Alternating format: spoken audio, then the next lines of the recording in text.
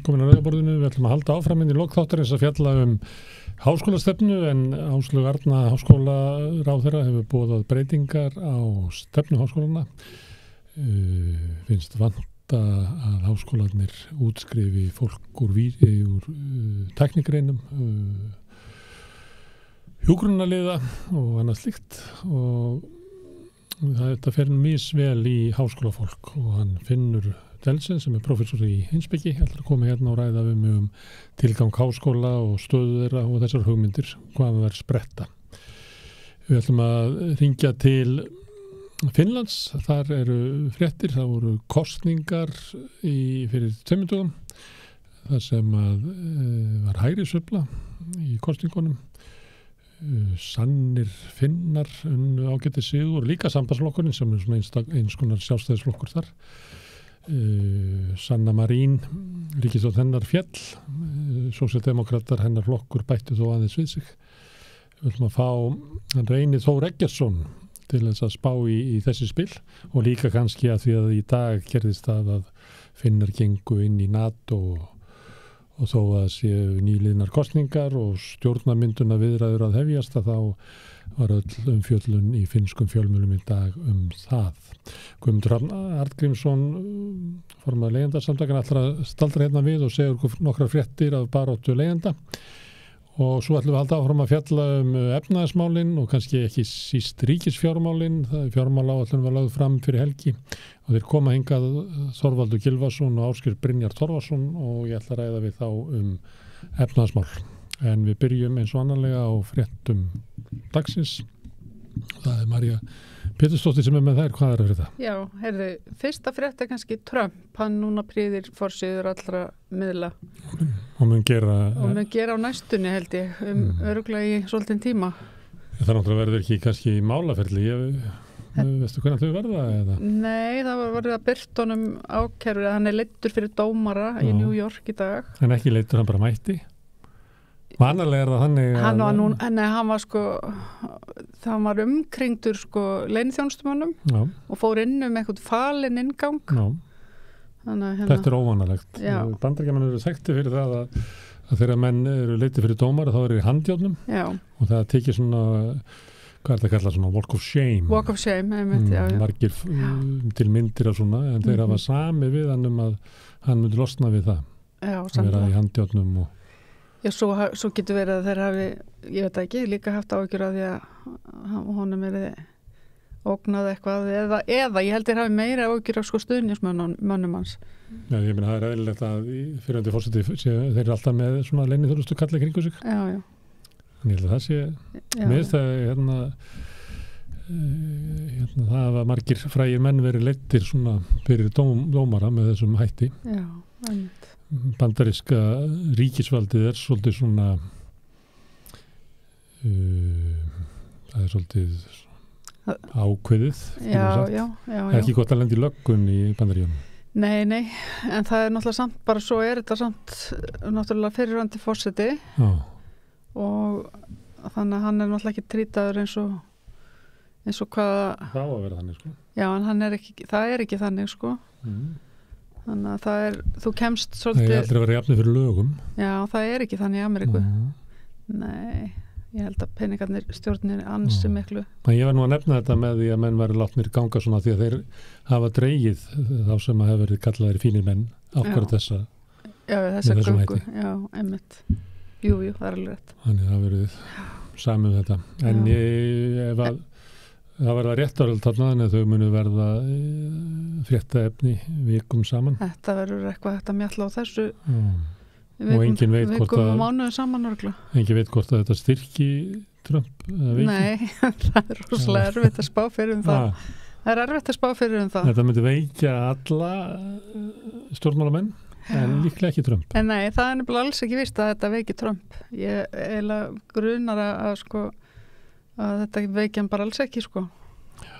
Þetta styrkja hann ef eitthvað er.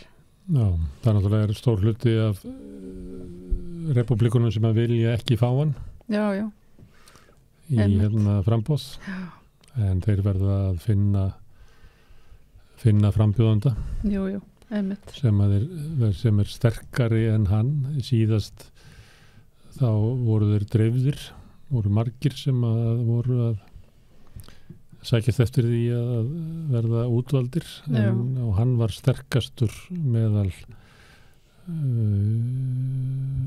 sterkast í minnihlutin og náði svo að bara drepa þá hvern að fætur öðrum einmitt. Við höfum nú rætt þetta við Magnús Helgason sem sérfræðingur okkar í bandarísku stjórnmálum og hann er svona hann er eiginlega það þarf náttúrulega enginn að spá þessu en hann er svona helst á því að það sé enginn sem getur stoppað hann innan repúblikaflokksins. Nei, einmitt. En hann muni líklega tapa kosningunum ef að Biden lifir, ef að Biden rekkur ekki upp af eða gefur ekki kost á sér þá er óvíst hvað verður úr því. Það er nú talað það að ef hann rekkur upp af og þá verði varaforsetinn í sterkri stöðu en það sé einstaklega veikur frambjóðandi. Kamala Harris. Já, nýtur lítil stuðnings í Bandaríkjunum. Hefur ekki tekist að gera embættið einhvern veginn. Nei, það hefur svolítið komið á óvart sko því í upphafi þegar þau vinna þarna kosningarnar og þá var einhvern veginn svona væntingar að hennar hlutverk yrði einhvern veginn meira gert einhvern veginn meira úr því. Alltaf svo erfitt að ráða í þetta sko, hvort það séu einhverjum svona væntingar að svo séu eitthvað af því að hún er kona, þá séu einhverja væntingar svo líður tíminn og þá er ekkert svo gerist ekkert. Þannig að það líka þegar við erum að horfa svona á önnur lönd að þá er það eins og við rættum í gær með Sönnu Marín í Finnlandi, hún er náttúrulega miklu vinsælli utan Finnlands heldur en þó að ég veist ekki að hún nýtur sko mikils stuðnings meðal síns fólks í Finnlandi en þá er hún ekki svona það er ekki sama ára yfir henni innan Finnlands. Nei. Herðu við kannski förum í næstu fréttur því við erum komið til Finnlands. Nú eru Finnar formlega komnir inn í NATO. Stoltenberg var afar ánægður að geta boðið Finna velkomna í NATO. Já. Það er þau voru kjósa Finnar. Já. Þetta var ekki eitt af kosningamálunum. Nei. Þetta er ekki svolítið magnað. Ná að kjósa á sunnudegi og gangi í NATO og þriðjudegi og þetta var ekki hluti af kosningunum. Jú, mér finnst það mjög skrítið.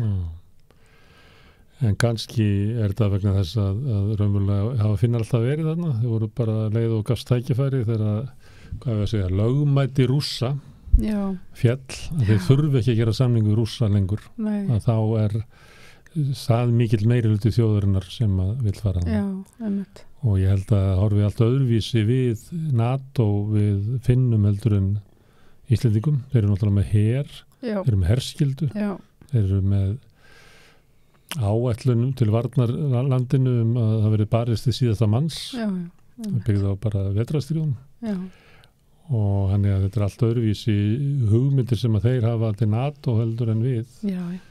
Og svo náttúrulega eru þeir náttúrulega svo nálagt þessum baltnesku löndum og Rússlandi og þannig að þeir eru ekki Eystrasaltlöndunum menna ég. Þeir eru ekki það er ekki eins og við sem erum ekkit sko nálagt eða neinum sko nema helst Skandinavíu löndunum. En Íslendingar deildu NATO en svo eftir stríði í Úkraínu þá sé ég nú ekki deildu NATO. Nei. Það eru eitthvað eftir í hernaðarafstæðingum nýlega? Nei, maður er helst bara eitthvað frétt af vinstri grænum sem halda því en þá fram að þeir séu nú ekki tóla hrifnir af NATO. En maður er ekkert... En samt eru þeir alveg... Við höfum nú einstakar sem dreigið menn hérna inn sem að hafa vilja ræða stríðsátökin í Úkraínu og í Evrópu með öðrum hætti heldur en er gert svona en... Ég held þetta sé bara, þú mátt helst ekki segja þá ertu sakaður að vera pútinisti. Þá ertu bara sakaður að vera pútinisti ef þú ert ekki ánægð með NATO eða vilt ekki vera í NATO. Þessi umræða svona NATO, hernað og friðarstöfnu að hún virðist ekki hafa verið sterk hvorki í Svíþjóðinni eða Finnlandi. Nei. Þetta er áreyndi. Nei, ekki þeirra áreindi. Það er önnur frétt sem að tengist þessu að sænska lögreglan bannaði kóranbrennur meðal annars út af því að það er vitað að að Tyrkir vilja ekki samþykja eingöngu Svía inn í NATO nema þeir viðurkenni að verkamannaflokkur Kúrda sé hryðjuverkasamtök og þeir hætti að styðja það og meðal annars og svona ögranir eins og kveikja í Kóraninum. Og stjórnmálafólki alltaf að segja já, við stoppum þetta og við bara vísum úr landi. Svo koma dómstólarnir og banna þeim að vísa þeim úr landi, banna þeim að banna kórannabrennur. Þannig að málið það að kröfur Tyrkja til þess að samþykja inngöngu Svía inn í NATO standast bara ekki stjórnarskrá í Svíþjóð, það bara ekki. Erdogan hefur ekki tekist að brjóta niður dómskerfið í Svíþjóð sem betur fyrr. Þannig það getur, ég veit ekki, kannski verður þetta til þess að Erdogan bara neitar að samþykja Svía inn. Já, einmitt. Það verður að koma í ljós. Ég myndi vilja það ég vil að Svía séu hlutlausir. Ég vil að eiga að vera svona 3-4 lönd í Evrópu sem hlutlaus. Það bara betra fyrir býr til meiri líkur og frið fyrir alla hina. Já, ef við höldum áfram okkar Sviss og Svíþjóð og einhver svona. Það vilja enginn að Sviss gangi í NATO, eða? Nei, þetta ekki. En svona þetta núna með Svía og bara finna og það nú vilja allir verið í NATO. Heyrðu, við erum með tillögu á þingi breytingu á erfðafjárskatti. Frá henni Guðrúnu Hafsteinsdóttur sem ætlar að taka við af Jóni Gunnarssyni í dómsmálaráðuneytinu. Hún vill að verði felldur niður erfðafjárskattur upp að 10 milljónum þegar foreldrar eru að gefa börnum sínum 10 milljónir til þess að þau geti keypt sér húsnæði. Og þetta er nú oft komið til tals hvað stéttaskipting í Íslandi sé augljós á húsnæðismarkaði. Það sem eru bara börn betur settur af foreldrar sem hafa efni á að kaupa sér húsnæði og meðan að foreldrar sem að standa veikar fjárhagslega eru dæmd til eilíðar vistar á leigumarkaði þar sem eru fórnarlega bógrara. Maður myndi halda að stjórnmáli væri að snúast það að hvernig bæta hag þeirra sem eru þarna njóta ekki stuðnings frá foreldrunum og eru þurfa að lifa við þessu ömurlegu örlög að vera föstun á leigumarkaði. En Guðrún vill styðja foreldrana, þeir nefnuðu foreldra. Já, einmitt. Þetta er eiginlega bara alveg ótrúlegt Og erfðafjárskattur er ekki hár. Ég held að það sé bara eitthvað 5% eða 10% niðri. Ég held að það sé minnur að það sé 10%. 10%. Þannig þetta er 1 milljón sem að betur settu foreldrarnir myndu spara sér. Já, einmitt. En ég meina, já, og einmitt þau sem að hafa efnaði að láta börni sín fá 10 milljónir og kannski, ég veit ekki, svo er það kannski nokkuð börn. Þannig að þau er kannski til skiptana 10 milljóna. Það er fólk sem á efnaði, líka fólk sem á kannski ekki efnaði, að því að húsnæðisverður hækka svo mikið. Hvað er þetta þá? Fólk svona 60 pluss? Já.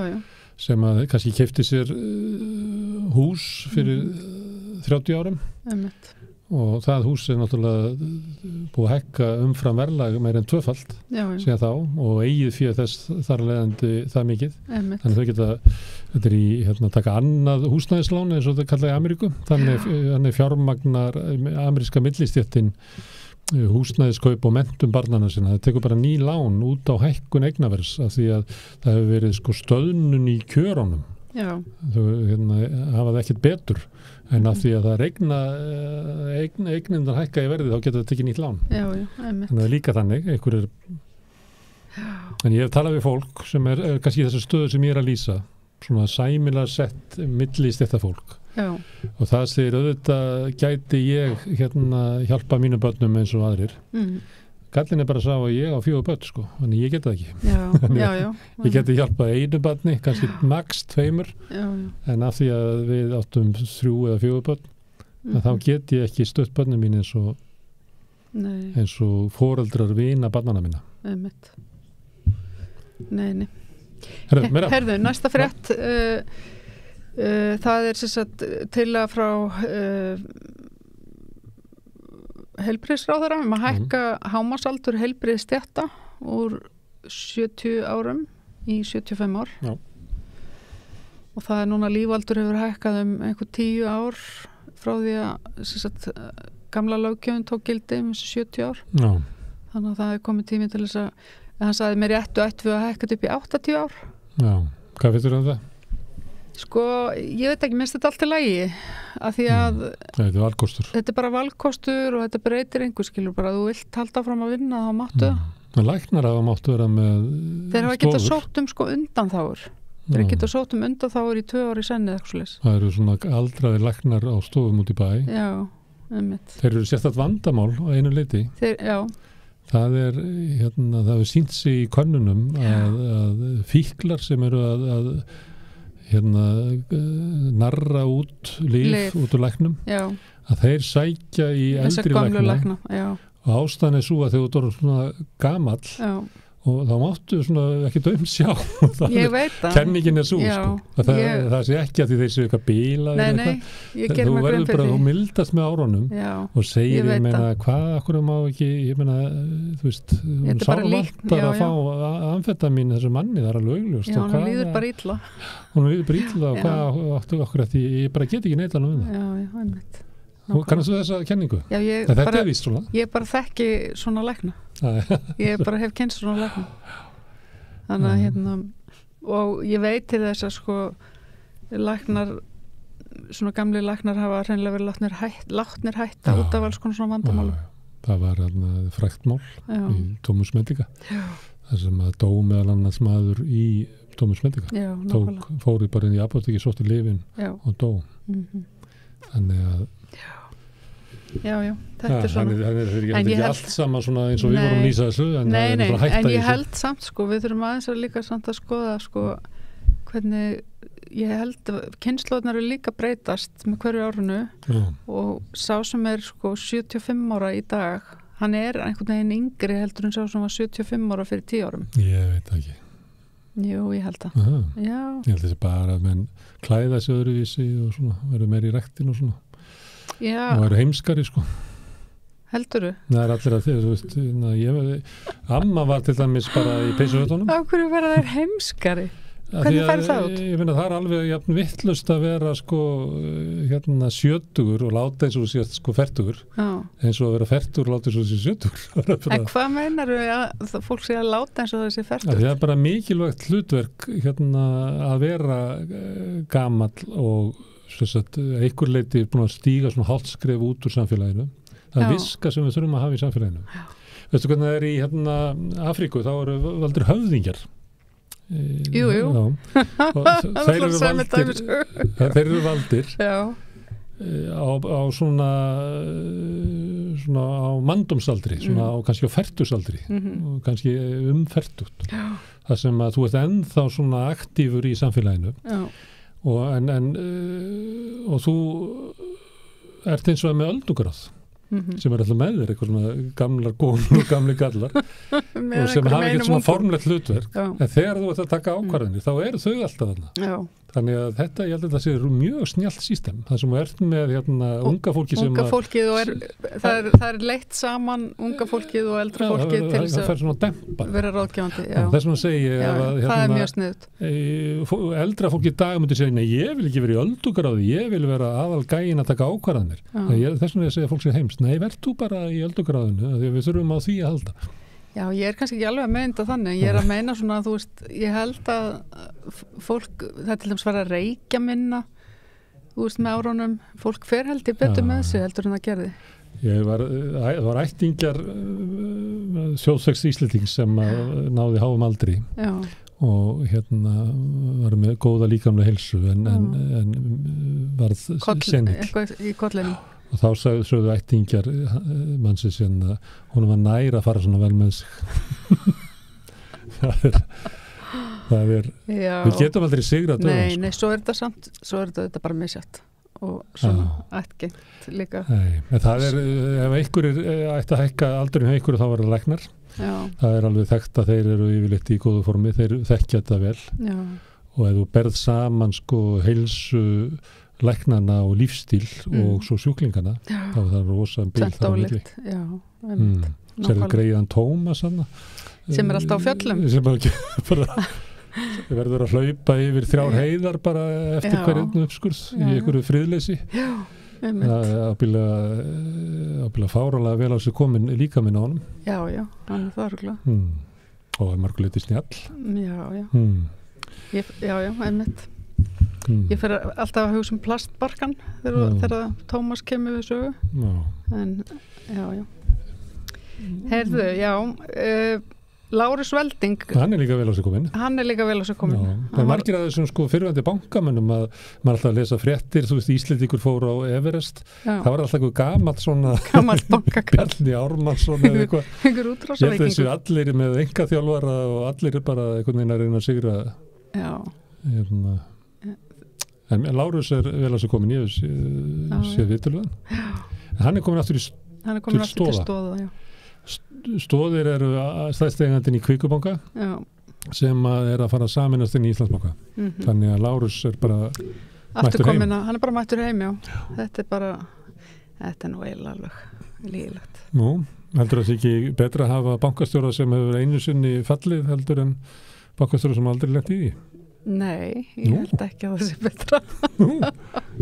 Nei, því að það sem að spái fyrir framtíðina er oftast það sem að reynslan hefur sýnt.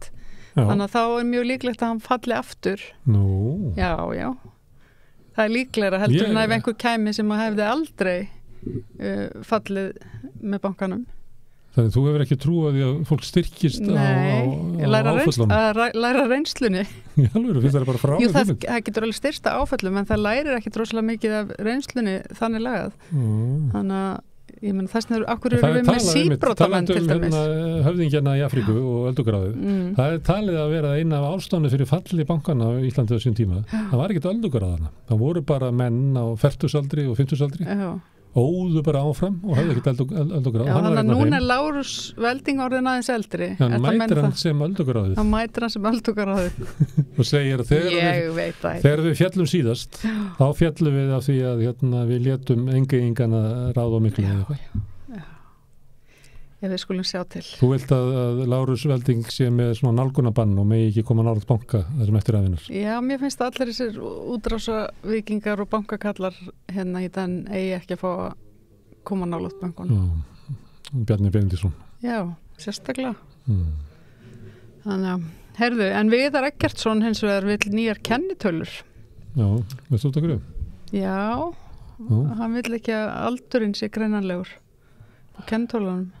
Sem er náttúrulega kannski svolítið svona út frá því að fólk að tala að fólk falli í verði á vinnumarkaðnum bara konur upp á 40 og kallar upp á 50. Það er rétturinn á því að gleymast sem að menn hafa verið að nota á vefnum. Ég veit ekki marga Íslendinga sem hafa gert þetta. Maður lesir svona, ég held að Danir og fleira. Þá er bara Google og fleiri bara eyða þeir út. Þetta er þá rétturinn til þess að engi viti hvað er gamall. Já, einmitt. Finnst það mikilvægt? Ég veit það ekki. Nei, minnst ekki þetta eitthvað mikilvægt, sko. Eða hvort að aldursfordómandi mingi ef að engin veit hvað... Ég held ekki, sko. Heldur þú getur komist að því einhvern veginn? Já, ég held að þú getur komist að því. Ég held að... Sko, það er rétt sem hann er að segja, það eru gríðarlegir aldursfordómar. Það eru gríðarlegir aldursfordómar. Ég held einhvern veginn samt að, sko, að því þetta er líka praktískt atriði.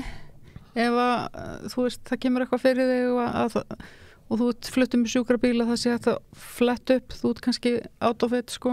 Það var líka bara með kennitölum, nafnnúmerið í galda. Já. Þannig að hann er ekki að kvart yfir að segja nafnnúmer. Nei. En það er bara að sjáist að þetta lesa út úr því hvað gömul. Já. En það eru fordómar gagnvart konum og konur hafa ekki sama tækifæri á vinnumarkaði. Getur við falið það einhvern veginn? Ég veit ekki. Ég held að, sko, nei, við getum náttúrulega ekki falið það. Nei. Ég veit ekki alveg hvað átt við samt, sko. Nei, ég er bara að velta hvort það sé lausnin hvað fordómum sé að fela. Nei, það er það sem ég er að segja. Við höfum að vinna bara í fordómunum. Já, við höfum að vinna í fordómunum. Eins og ég var að reyna að gera áðan að það með öldugana. Já, einmitt. Og hérna hrista hausinni við því að 75 ára er ekki að vera eins og 40 og eitthvað. ég meina við eigum að fagna ánað með eldast. Við eigum að fagna fjölbreytileikanum og við eigum að vera ánað með eldast og allt þetta. Gamall maður ekki gallaður ungu maður. Nei. Það ekki misskilningur ef ykkur heldur það. Já, einmitt. Það frekar öfugt sko, ungu maður bara stór gallaður gamall maður. Já. Og ætti að koma sér upp öldugaráði bara til þess að fara sér ekki að voða. Já, það ætti eiginlega að vera þannig. Já. Einmitt. Nei, Viðar á þingi núna, en ég held að svo þingi fyrir Kristrúnu sem í fæðingarólu, en hann mjög duglegur, hann alltaf upp í pontu og ég held að hann njóti sín. Sómir sér vel þarna. Nei, ég sagði það ekki. Hann sóma sér vel sko, ég var bara að meina að hann nýtur sín. Hann nýtur sín, já. Mér finnst það skemmtilegra að sjá þingmenn sem að hafa eitthvað gaman, ég meina minnst ömulegt að sjá myndirnar af Tómasinni sem alltaf sofandi. Bara stöðleiðist þarna inni, skilur ekkert hvað en það ekki að sjá á Viðari og það gaman að sjá menn sem hafa gaman að því sem að gera. Ég segi stundum að það er mjög gaman að horfa á sko góðan kokk skera gulrætur ef við gera það vel. Já. Einmitt. Ég var að meina Viðar sér þannig. Hefurðu séð samt sko, hefurðu séð mennina sem þrífa götuljósin? Hér? Já. Nei, ekki svo það. Nei. Er þrifið eitthvað? Ég byrjar að taka myndir. Bara sko götuljósin, bara rauði og guli og græni, þetta er þrifið. Já, en það gerist mjög sjaldan. En sko ég verð alltaf, minnst þetta alltaf jafn merkilegt fyrir sér. Ég byrjar að taka myndir af því að það er svo illa þrifið hérna í borginni. Já. Það er ennþá sko haustlöfin frá síðasta hausti og það er að koma vor. Já. Bara í stórum hrúum og Er það ekki bara því að snjóaði yfir þau eða? Nei, það snjóa ekki svo snemma. Þetta er bara þrifið þú þrýfur laufin á haustin sko. Já. Svo ertu ekki að vona að það komi hvirfilbylur og feikið við burtu. Þetta er bara hluti af því að ég meina fólk skúrar heima hjá sér og ryksugar og Þú vilt hreina borg. Já. Ég bara þegar maður þetta er bara skítut. Við erum til dæmis í Bólholtinu á jarðhæðinni og þetta er borið inn. Fígurinn, já. Ég vil líka banna nagladekk. Já. Ég bara mér það fráleitt að það sé bara leyft að spæna hér upp ryki og menga borgina fyrir öllum hinum bara því að þú ert hræddur að gæti snjóað í þar næstu viku. Ég bara næðis ekki. Já, einmitt. Svona þetta að spyrja hvað mér finnst svona. Herðu, en ef ekki að vera klár hreitðanar? Jú, herðu, síðasta fréttin að Inga Sæland að tala það á þinginu núna stéttskipting, að fælst stéttskipting í núgildandi reglum dýrahald. Hvernig er það? Og þannig að oft er það þannig að gamalt fólk og fatla fólk og fátækt fólk og svona neðist til þess að búa í blokk og þar er alltaf bannað að vera með dýr. Er það ekki þannig að þú þarft að fá leyfi nágrannana? Man er nógu eitt segi nei í stegugin. Jú, sumstaðar er bara bannað að hafa dýr. Ég veit að í sumum til dæmis Brynjuhúsunum bara má ekki hafa dýr. En svo er sumstaðar þarftu leyfi frá öllum. Hún bendur á þessi stéttskipting og það er strax núna 3500 manns búið að skrifa undir stuðningsyfirlýsingu með frumvarpinu. Þannig að það eru greinilega mjög margir sammála þessu. Ég fagnaði þessar umræðu, mér finnst þetta, ég er alveg sammálinni. Hvað er þetta að skrifa hvað stór undir? Já, það er þetta að skrifa undir. Þannig að það er eitthvað sem gengur á netinu, undirskriftasöfnun. Hvetjum alla dýravinni, já. Jú. Það er fátækt fólk hver ekki verið með dýrin sín heldur en ríkt fólk. Nei, einmitt. Það er kannski sjaldnar með hundan í klippingu. Já, kannski klippir það bara sjálfur eða eitthvað. En hundunum finnst það ekki vera. Nei, alveg potið ekki. Herðu, þetta voru fréttir dagsins og við snúum okkur að fréttum vikunar sem er fjármálaáætlun og efnahagsástandi. Það eru koma hingað saman Þorvaldur Gylfason og Ásgeir Brynjar Torfason. Það verður örugglega gaman í okkur til smá stund. Er rétt að greiða lágmarkslaun fyrir hámarksábyrgð? Til að manna mikilvægustu störfin þarf mannsæmandi laun. Efling stéttarfélag. Samstöðin er á öllum hlaðvarpsveitum. Rauðaborðið, Sanna Reykjavík, Samtal á sunnudegi og Helgispjall. Með því að ganga í leigjendasamtökin styður þú baráttu leigjenda.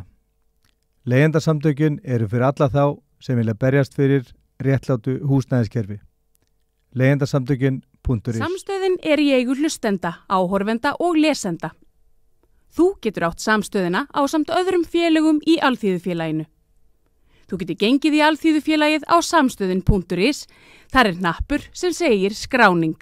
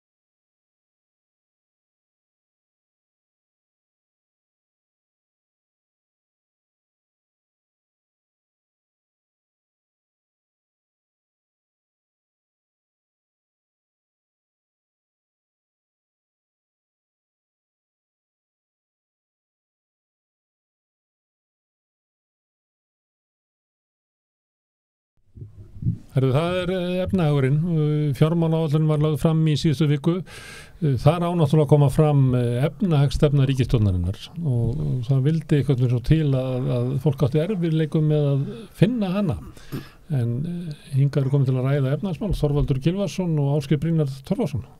Gaman að fá okkur hérna saman. Já, takk fyrir. Hérna, já, þetta svona hátíðarstund í okkur við Rauðaborðið að fá okkur saman. Hvað segið þið? Ég var hérna með hagfræðinga BSB og ASI í gær og þau áttu svo verið með að finna efnahagsstefnuna í áætlunni en gátu svolítið farið að móta hana með því að benda á hvað var ekki í áætlunni. Já, þetta áhugaverð leið var svolítið hjá Þorsteini Jóða líka í sundarstættunum það sem ekki sagt eða þegar verða að þakka skegga. Já, og en ég horfði á þetta var fínn þáttur með þeim hagfræðingunum í gær, en ég verð samt að leiðrétta þaðan og það ekki við þau að sakast þau voru fyrir áhrifum af því sem kom frá ráðherrunum. Það var búið að gefa í skyn að þarna kæmu fram viðbrögðin en og það voru ráðherrarnir búin að gefa það til kynna og vísi hana sem að var í sjálfu sér gott að það væri verið að tala fjármálaáætlunina bæði fyrir og eftir að hún kom fram, en fjármálaáætlun 5 ára áætlun fyrir 2004-2008 þannig að það eru engar aðgerðir fyrir þetta ár sem að koma inn í þessa fjármálaáætlun. Það í fjárlögunum sem voru samþykkt rétt fyrir jól. Það var ekki nóg. Nei, og hluta af vandanum sem þeir voru að tala að þyrfti að vera bregðast við í fjármálaáætlun hefði náttúrulega átt að vera í fjármálaáætlunum í apríl í fyrra. Þannig að þess vegna erum við að hluta til í þessum vandræðum núna. Þó svo þetta sé áætlunni frá 2004-2008 að þá hefði verið eðlilegt að við kynninguna á þeim kæmi fram svo erum við með eitt blað þar sem við ætlum að fara og berja niður verðbólguna fyrir áramót, ekki láta eins og við ætlum að byrja að berja verðbólguna niður eftir áramót. Já, og ef ég má bæta við að vísa aftur í þetta í gær, það sem samningatæknilega sé að það var verið að ræða svona eins og að ríkisstjórnin gæti ekki birt þarna hvað myndi koma í húsnæðismáli eða var inn í kjaramálapakkan. Það var bara að vísa því að hún hefur hegðað sér svona hingað til. Já. Það kom ekkert fram í fjárlögunum fyrir þetta ár í september og það var skilið eftir alveg fram til jóla og þá átti að vera að draga upp einhverja kanínur. Já, og þetta kyndir undir bæði harðari baráttu frá verkalýðshreyfingarhliðinni og í raun og veru espar upp verðbólgu væntingarnar. Heldur en að í svona ástandi eins og við erum í núna, við erum að lifa alveg ótrúlega tíma í fjármálum heimisins með bönkunum og öllu því, efnahagsmálunum og þessari vaxtahækkun sem að koma allan heim, sem að hrikta í stóðum alls konar kerfa og þess vegna þýðir ekki að vera að spila eins og alltaf við einhvers konar samningatækni, það hefði einmitt verið hægt að dempa. Þú veit að segja að ríkisstjórnin á bara að taka forystu í að reka eigin efnahagsstefnu. Þetta hljómar ekkert sem rosalega djarft að segja þetta, en þetta vantar. Já, og síðan hans ég ætla að vera einangra mikrofónin inn í þetta líka bara, af því að ég held við ættum að bíða eftir áliti fjármálaráðsins, þetta nú fyrsta fjármálaráðlunin sem að ég ekki fjármálaráð, en ég býð spenntur eftir, það tekur 2 vikur frá því hún lögð fram, þá það kemur fram og svo kemur þá umræðan á þinginu og það vantaði núna líka umræður ráðherranum sína flokka, málaflokka, en það eru vorfundir Alþjóðagjaldeyrissjóðsins í næstu viku sem ég fylgist nú alltaf með því þar fær maður svona efnahagsástand heimsins og það snjalla sem IMF fara að gera núna, þeir birta svona kapla úr sínum skýrslum fyrirfram. Hann gær kom kapli 2 úr opinberu fjármála bókinni, það koma 3 bækur frá þeim og það fjallar bara nákvæmlega þetta sem við erum búin að vera að tala hérna vikum og mánuðum saman.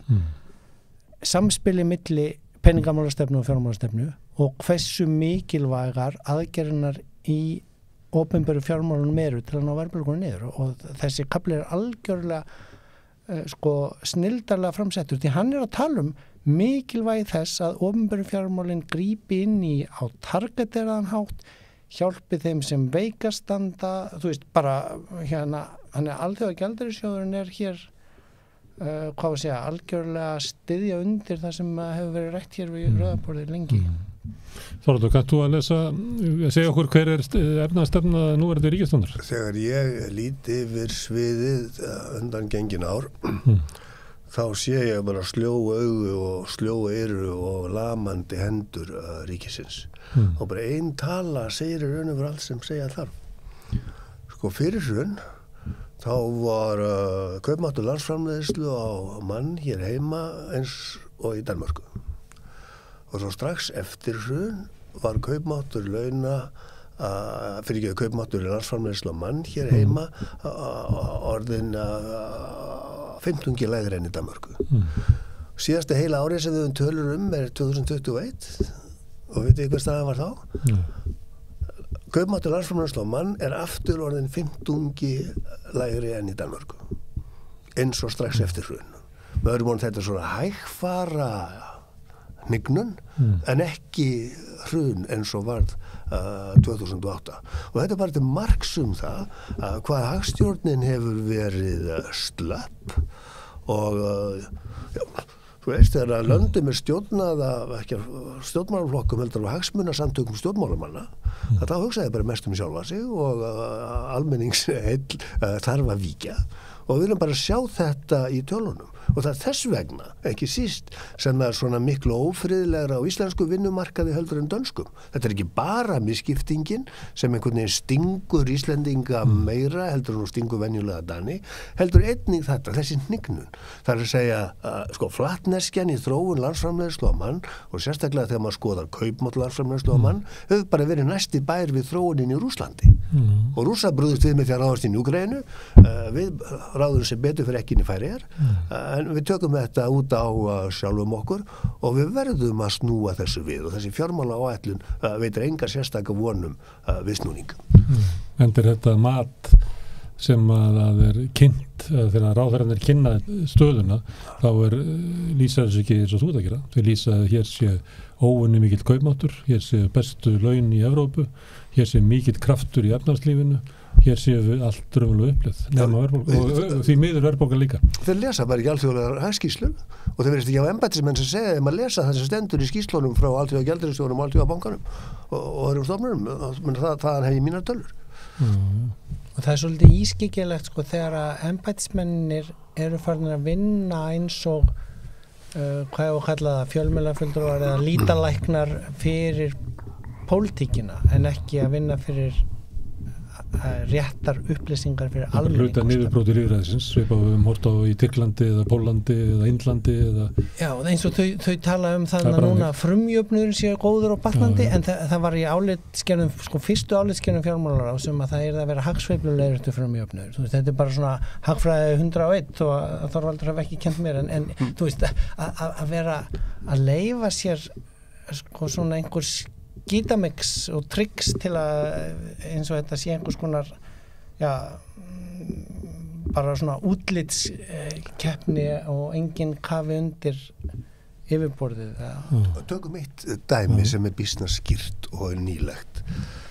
Öllum bara saman það bæði hér heima og úti í heimi, Evrópu og í Bandaríkjum og annars staðar, að það þyrfti að gera djarflega ráðstafanir til þess að bæta bæði fólki og fyrirtækjum skaðan tekjumissin sem það varð fyrir vegna heimsfaraldursins. Og þetta var gert mjög vandlega úti í Evrópu, til dæmis í Þýskalandi og svo víðar, og Norðurlöndum. Norðmenn létu skrifa risavaxna skýrslu það hvernig best væri að standa að þessum aðgerðum til þess að bæru sem mestan árangur og kemur sem jafnast niður. Mér er ekki kunnt að nokkur slík vinna hafi farið fram hér heima. Heldur var bara auðsýð í allar áttir og með þess að bönkunum af öllum stofnunum var falið að ráðstafa þessu og árangurinn lýsi sig meðal annars í þessari stöðnun sem ég að lýsa sem hefur til dæmis orðið til þess að við dreigist mjög langt aftur úr írum aftur. Þau eru komin langt fram úr okkur í landsframleiðslumann og með þess að Danir, eins og ég sagði, eru komin 15 fram úr okkur. Og þarna ef við má bæta við, sko fjármálaregluna voru teknar úr sambandi, þessar reglur sem eru settar utan opinberu fjármálin allan heim að ráðgjöf Alþjóðagjaldeyrissjóðsins, en við tókum það sambandi hér með lagabreitingu allt til ársins 2026. Út í Evrópu var því framlengt til næstu áramóta að þær myndu aftur verða virkar, þær áttu að verða virkar núna síðustu áramót, en það líka í gangi heilmikil vinna við endurskoðun reglnanna núna í Evrópusambandinu, og sem búið að fara í 2 umferðir í umsagnir og til að fá bættar reglur þegar það verða að setja í gangi aftur. Hér á bara að bíða þar til 2026 sem eftir þetta kjörtímabil, og á meðan virka þeir ekki, grunngildin virka sem eru svona þó mikilvægt, en tölulegu fjármálareglunar að þeir eru svo langt inn í framtíðinni að engin pólitíkus í raun og veru að hafa ágjörð á því. Og hvað þýðir það? Já, að við erum bara að setja skuldinnar á börnin okkar og barnabörnin. Þetta sem ég átti við þegar ég sagði áðan, að það sem ég sæi þegar ég horfið framan í stjórnvöld er bara sljó augu og sljó eyru og lamandi hendur. Og vona þetta reddist einhvern veginn. Já. Það sé ekki svona gerir. Það getur ekki verið að því að Ísland er lítið og veikt og allt það, að menn séu bara að bíða eftir því hvað Evrópa finnur út úr þessu með nýju reglunar og svo tökum við bara upp eitthvað sabarlegt. Nei, ég er ekki nefnilega, sko, sjá til. Það var eitt. Það bara það að þetta sé, ég gefi slaki svona langt fram í framtíðina, að það búi til vandamál á leiðinni. Já. Það væri betra að vera með þetta svona hangandi yfir sér og að þurfa að taka meðvitað ákvörðun varlega vegna þess að þetta er að skella á aftur. Og sko, eitt dæmi, Evrópska hagstofan fór hér yfir og sagði varðandi flokkun á stofnunum í A og B hluta, að vissar stofnunir ættu að heyri í A-hluta, meðal annars Íbúðalánasjóður. Herðu, þetta hefði breytt skuldahlutfallinu, þetta hefði ekki breytt neinum skuldir hins opinber í heild, sem er mjög mikilvægt, þessi fjármálaáætlun snýrum. Það eru sveitafélögin með og öll fyrirtæki, en hvað gera menn þá hér í ráðuneytinu? Þeir búa til A1, A2 og A3. Þegar Evrópusambands og alþjóðlegir hagskýrslustaðlar segja hvernig þetta er að vera sem A-hluti. Já. En þá er þetta sett í A2 hluta og tala svo bara A1 hluta þannig inni til þess að þetta er náttúrulega ekki hægt. Það var að ráðleggja Grikkjum. Það er svona svindla fram í reglum. Já, þetta er eiginlega bara alveg ótrúlegt að þetta viðgangist. Og er það til þess að skulda hlutfallið á ríkissjóði fari ekki upp fyrir 80%? Líti út fyrir að vera í kringum 30 en það sjá allir gegnu það. Og já, allavega alþjóðlega stofnanir sjá gegnu það. Síðan er hér verið að reyna einhverja snúninga með Íbúðalánasjóð til að reyna að galdra burtu þessar skuldir þaðan sem liggja á ríkinu eða hinu opinbera og sem er einhver arfleifð af því að það var hægt að losna við fullt af skuldum hér í fjármálahrunum eða setja það á útlendinga, en þarna snýst þetta bara uppgjör og þetta veldur bara hækkuð álægi á áhættulausa vexti í landinu, þannig að þetta er alveg furðulega hagstjórn. Er þið að leggja það til að stjórnvöld horfi á stöðuna og birti upplýsingar hana eins og raunverulega er og séu með aðgerðir í takt við það og þeir að segja að stjórnvöld séu ekki að þessu. Þau séu svona hálfa fela hver staðan er. Þau séu ekki með aðgerði sem að út frá réttu matastöðinu væri mjög aðkallandi. Þau myndu geta hjálpa sjálfum sér og okkur öllum með því til dæmis að laða hingað heim erlendamenn sem eru bersýnilega óbundnir öllum innlendum stjórnmálahagsmunum og biðja þá að skoða málið. Staðan hérna núna er þannig, þá er hugsa þess að langvarandi hnignun eiginlega frá hruninu, það er að segja miklu minni vöxt en löndin í kringum okkar hafa fengið að njóta. Það er undir svoleiðis kringumstæðum sem að biður annars vegar alþjóðastofnanir að gera sérstakar athuganir. Ég meina Alþjóðagjaldeyrissjóðurinn hefur gert svoleiðis í öðrum löndum og verið sé að gera það hér skömmu eftir hrun. Og ber að gera það ef hann er beðinn um það? Já, og ber að gera það ef hann er beðinn um það. Og einnig fá bara erlenda háskólamenn og sérfræðinga til þess að koma og taka púlsinn á þessu. Bara til þess að rífa stjórnmálamennina upp úr þessum skotgröfum og upp úr þessu sem mér sýnist vera svona hálf vanheilagt bandalag milli meðvirkara stjórnsýslu og ráðuneytanna. Svo bresk stjórnsýsla, þó að henni hafi farið aftur sýnilega, hún miklu sjálfstæðari gagnvart bresku ríkisstjórninni og veitir henni miklu meira aðhald heldur en við búum við hér heima. Eins og sást til dæmis í haust þegar það var lagð fram fjármálaáætlun Liz Truss og fjármálamarkaðarnir meira sjá. Þar komu eftirlitsstofnanir innan bresku stjórnsýsluna og gáfu sitt mat. Og hún rak besta ráðuneytisstjórann og lifði ekki með nokkra daga í embætti eftir það, sko. Það bara gekk hún skref á land, sko. En sko, þetta er eiginlega ennþá alvarlegra af því að við erum að gangi gegnum svo mikla, sko, efnahagslega röðun í heiminum. Þú veist, við erum með stríð í Evrópu, við erum í fyrsta sinn sem heimurinn að komast út úr þessu núllvaxta umhverfi sem hefur verið hér á landi ekki alveg náttúrulega komið með öðruvísi en að við höfum flutt inn verðhjöðunum út frá því, en sko það verið að endur uppstokka alla efnahagsreikningarna heimsins, eins og því ég var að lýsa fyrir þér hérna frá Axel Leonhufvud, vefin af efnahagsreikningunum sem eru tengdir, og þess vegna sem við erum að sjá þessa banka falla. Þetta eru rosalega stórir efnahagsreikningar sem eru að hristast og það verið að endurraða, og það er það sem IMF bendir á í svona kafla aftur sem ég var að lýsa, sko, að það kemur auknar tekjur tímabundin í ríkissjóðnum út af verðbólgunni og það lækkar skuldarhlutföllin líka. Hér er verið að tala um það sem jákvætt, sko. En það er verið að vísa í það sem að vegna verðbólgunar að þá eru tekjur að aukast meira heldur en útgjöldin sem að voru samþykkt á föstu krónutölu, og það er verið að kynna það að þá sé frumjöfnuðurinn komin í lag. Er það ekki? Það er verið að kynna froðu sem efnahagslegan ábata.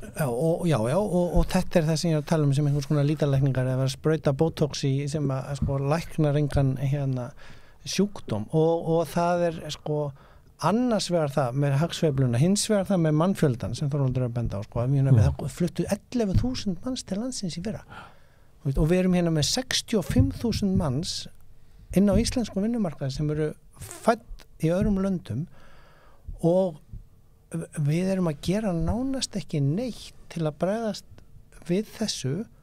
Við fáum sjálfsögðu fullt að hagvöxt út af þessu, en sko ekki hagvöxtarauning á mann þá eða? Nei, og hvernig efnahagslega verðum við að byggja upp, hvernig erum við að bregðast við umbyltingunni sem er í heiminum fjármálalega, sko þetta er eiginlega það sem veldur mér svona mestum ónótum varðandi þetta í viðbót við að, sko, þið nefndu henni í gær Katek og Keflavíkurflugvelli. Já, svo dæmi hvernig ákvarðanir tekna. Já, en það á að vera inn í fjármálaáætlun. Það er hið opinberi heild, þar með talið fyrirtæki og eigið eins opinberi. Það er ekki þar, sko.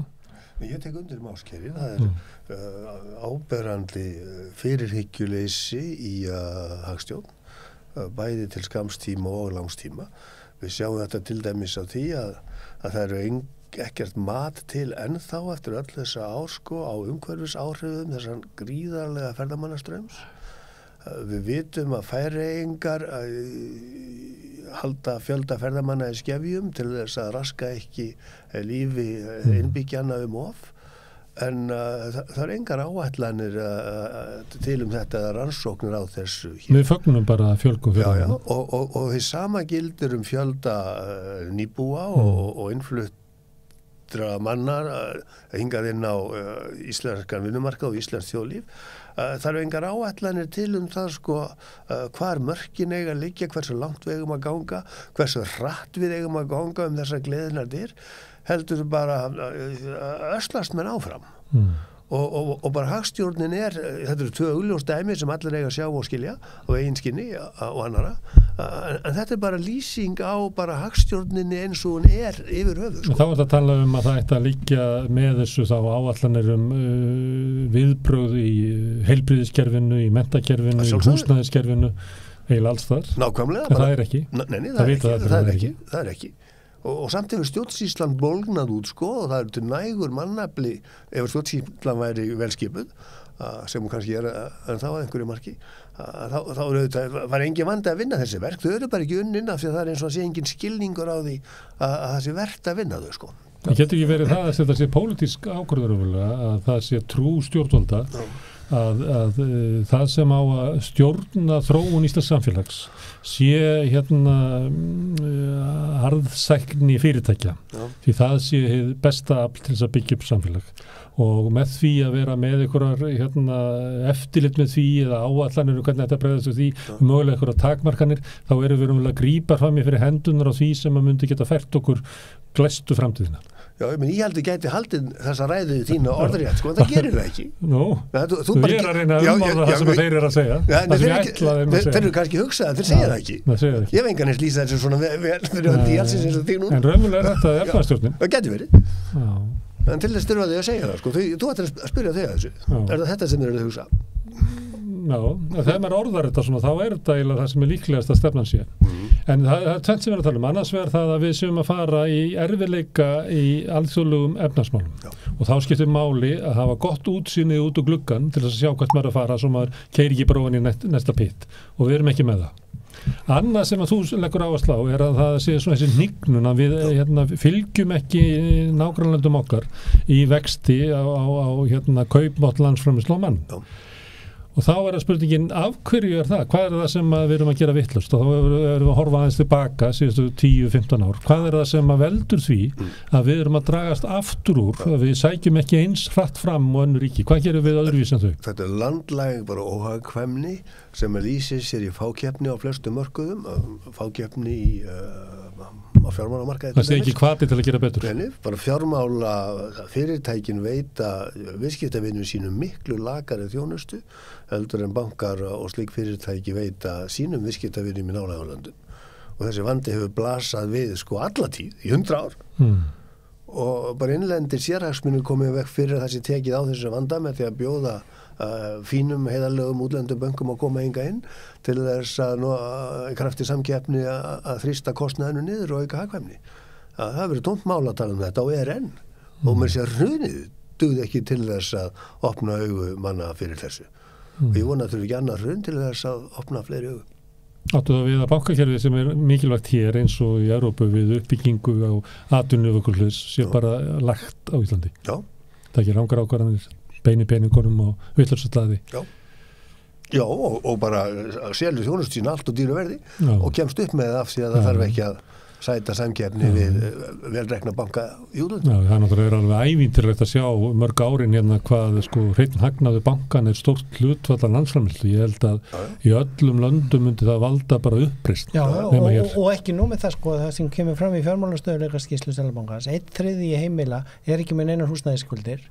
2/3 er með innan við 100.000 í afborganir á mánuði geta þólað einhverja 20-30% hækkun á því það fer bara þá upp í 120-130.000 og svo er síðasti þriðjungur heimilana sem er með þessar skuldir með þessum rosalegu vöxtum sem hækka bara beinlínis þegar stýrivextir Seðlabankans hækka 1% að þá er bara hækkað á það 1% og sko í öðrum löndum erum við að sjá vegna vaxta hækkana sem þó eru miklu minni en hér en það eru svona þrengingar í fjármagnsmarkaði, þá erum við að sjá bankalendi í vandræðum eins og í Bandaríkjunum og Sviss eða fyrirtæki kannski í Evrópu, hér erum við að sjá þriðjung heimila lendi í vandræðum, sko meiri segja kapitalísku Bandaríkjunum dettur ekki í hug að koma svona fram að því það er svo skaðlegt fyrir hagkerfi, þar eru heimilin með vextina bundna í 30 ár þannig að það eru bara núna kólnun í þeim sem er að fara inn á húsnæðismarkaðin en öll önnur heimili lifa af í gegnum þetta enda er þetta ekki alvöru efnaðarstrengingar heldur svona verðbólgu skot sem er lengra en við var búist umröðun, ég meina á aðgerðina sem Biden er að gera í þessu sem hann kallar Inflation Reduction Act sem sagt lögin til að lækka verðbólgu sem er í raun og veru sko líka nýr grænn díll að endur raða hagkerfinu til þess að framleiða meira heima og snúa því yfir á grænan veg og að innleiða sko leikskóla, þetta eins róttækar tillögur og sko Bernie Sanders nánast var með en þegar Biden búin að ráða mikið af hagfræðingunum sem voru í hans teimi sko, þetta eru umbreytingarna sem eru að verða þetta var bara algjörlega ólíkt mat á hver vandin að Íslands stjórnvöld voru metið að vandin sé bara allt annara tegundar heldur en bandarísk stjórnvöld. Já og þá vísa ég einu sinni í IMF skýrsluna kafla númer 2 sem var sleppt út í dag að þar verið að leggja áherslu á að jöfnurinn má ekki versna að því ójöfnurinn orðið alþekkt í hagfræðin út heim svo slæmur því hann kemur öllum verri í hagkerfinu og ójöfnur hluti af hagfræðinni en ekki einhvað sem hagfræðin gat hér í gamla daga sagt að væri annarkvort á sviði stjórnmálafræðinar eða stjórnmálanna. Það nú ekki svo langt sem að hagfræðin svaraði svona.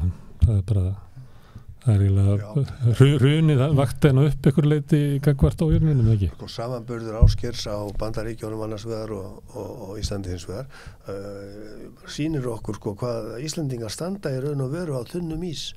Það þurfti ekki nema tiltölulega minni háttar sko verðbólguskot bara til þess að þriðjungur heimilanna í landinu sko lendi bara í stórum vandræðum.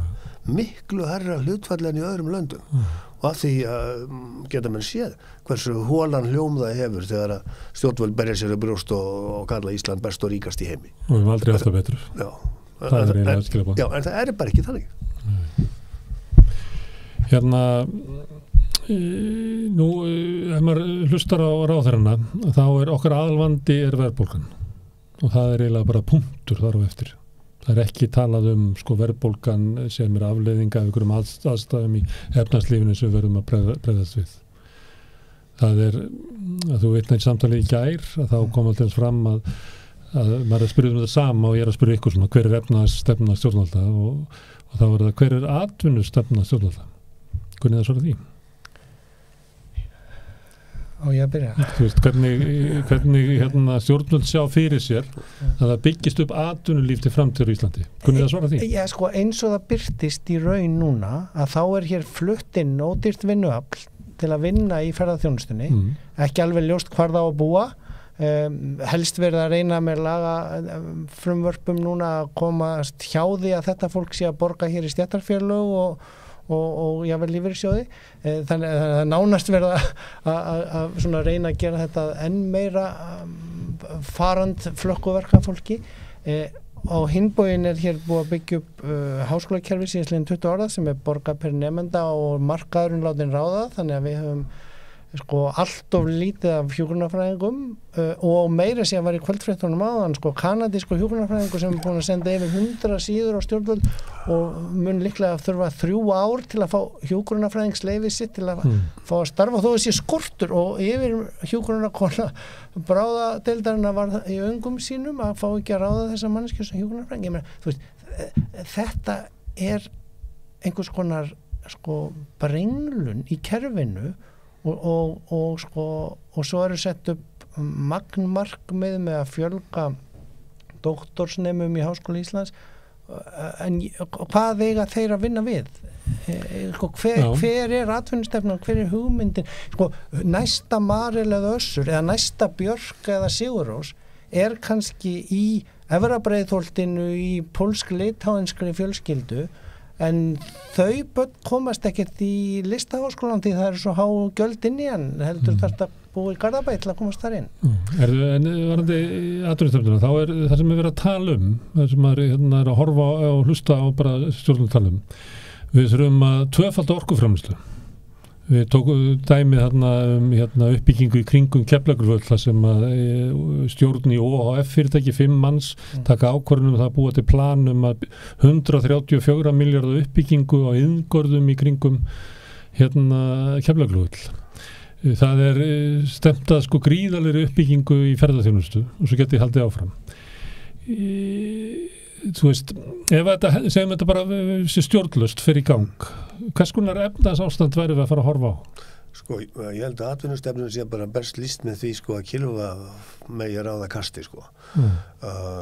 Orkufrekur iðnaður alls ekki mannfrekur þannig að uppbygging hans getur því aðeins verið partur af atvinnustefnu að menn sé bara innblína á byggingaframkvæmdir og þetta verka fólk til þess að byggja hús. Ferðamannaðinn sýnist mér að blasa við að hann þegar komin að þolmörkum ef ekki upp fyrir þau. Þannig að frekar uppbygginga á honum án þess að farið sér yfir umhverfisáhrifin og menningaráhrifin á þjóðlífið. Það finnst mér alveg frálegt, menn þurfa að gera þetta í réttri röð og ég efast að það verði gengið lengra í að þróun ferðamanna þjónustunar. En þeir eru Færeyingar búnir að skoða málið og þeir eru að komast að niðurstöðu og horfið bara ferðamannastraumin Noreg, Danmörk og Svíþjóð. Það er ekkert í líkingu við það sem við sjáum hér og þetta er bara eitt dæmi það hvernig menn öslast áfram án fyrirhyggju eða fyrirheits. Við getum ekki einu sinni byggt kamera fyrir þessar túristar og setjum það í enga framkvæmd. Færeyingar geta verið klókir að það var fyrir nokkrum árum eða kannski 25 ár síðan að þá stóðu þau að því að voru allir að engavæða apótek og fleira svona út allan heim og þeir voru með kerfi þar sem að landlæknirinn í Færeyjum rekur apótekin. Það hafi verið þannig allan tíð og þeir fannst þetta voru efasemdir að þetta geti gengið þegar allir aðri væri að fara ykkur aðra leið og fengu eins og þú ert að leggja til, fengu meðal annars menn frá Íslandi og öllum Norðurlöndunum sem komu saman og þeir skoðu þetta kerfi hjá þeim og niðurstaða þeirra var svona bara ekki breyti svo. Þetta verið með algjörlega brilljant kerfi fyrir ykkar samfélag.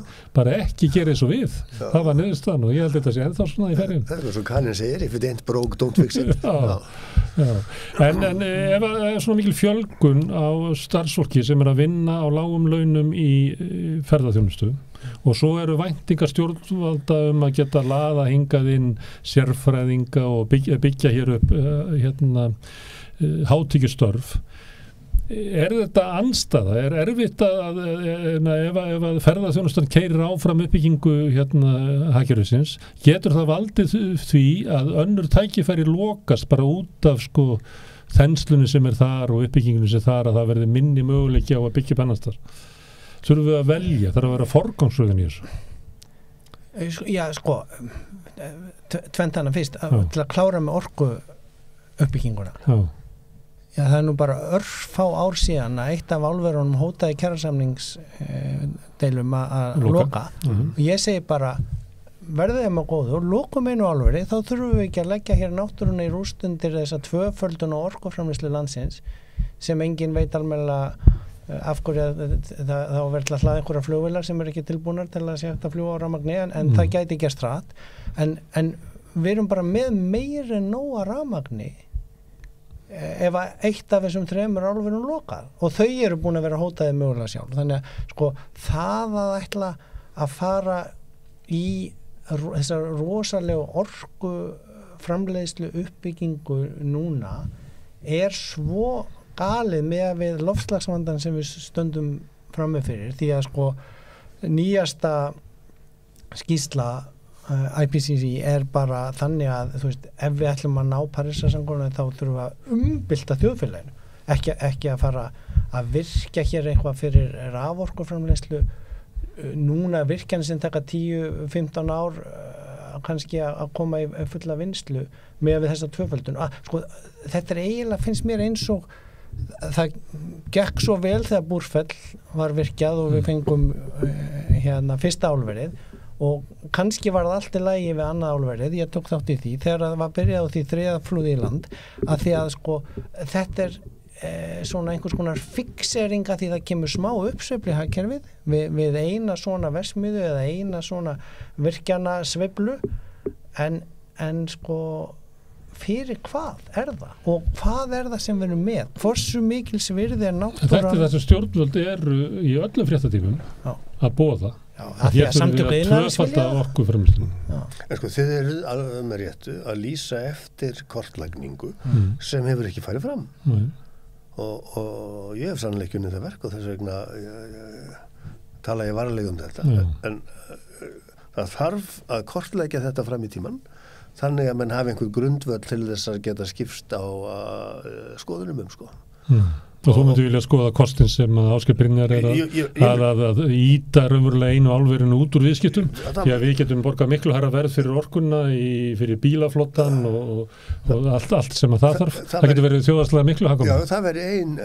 sviðsmyndin alveg sannarlega og bara þetta þarf að skoða en það er eins og stjórnvöld hafi bara ekki áhuga á með allt sitt embættisverk á því að vinna verk af þessu tagi Og þið heyrið að þetta er rosa eins og sé bara áróður spilgja í gangi að fá almenning og þjóðina til að samþykja það að við þurfum að tvöfalda orkuframleiðslu.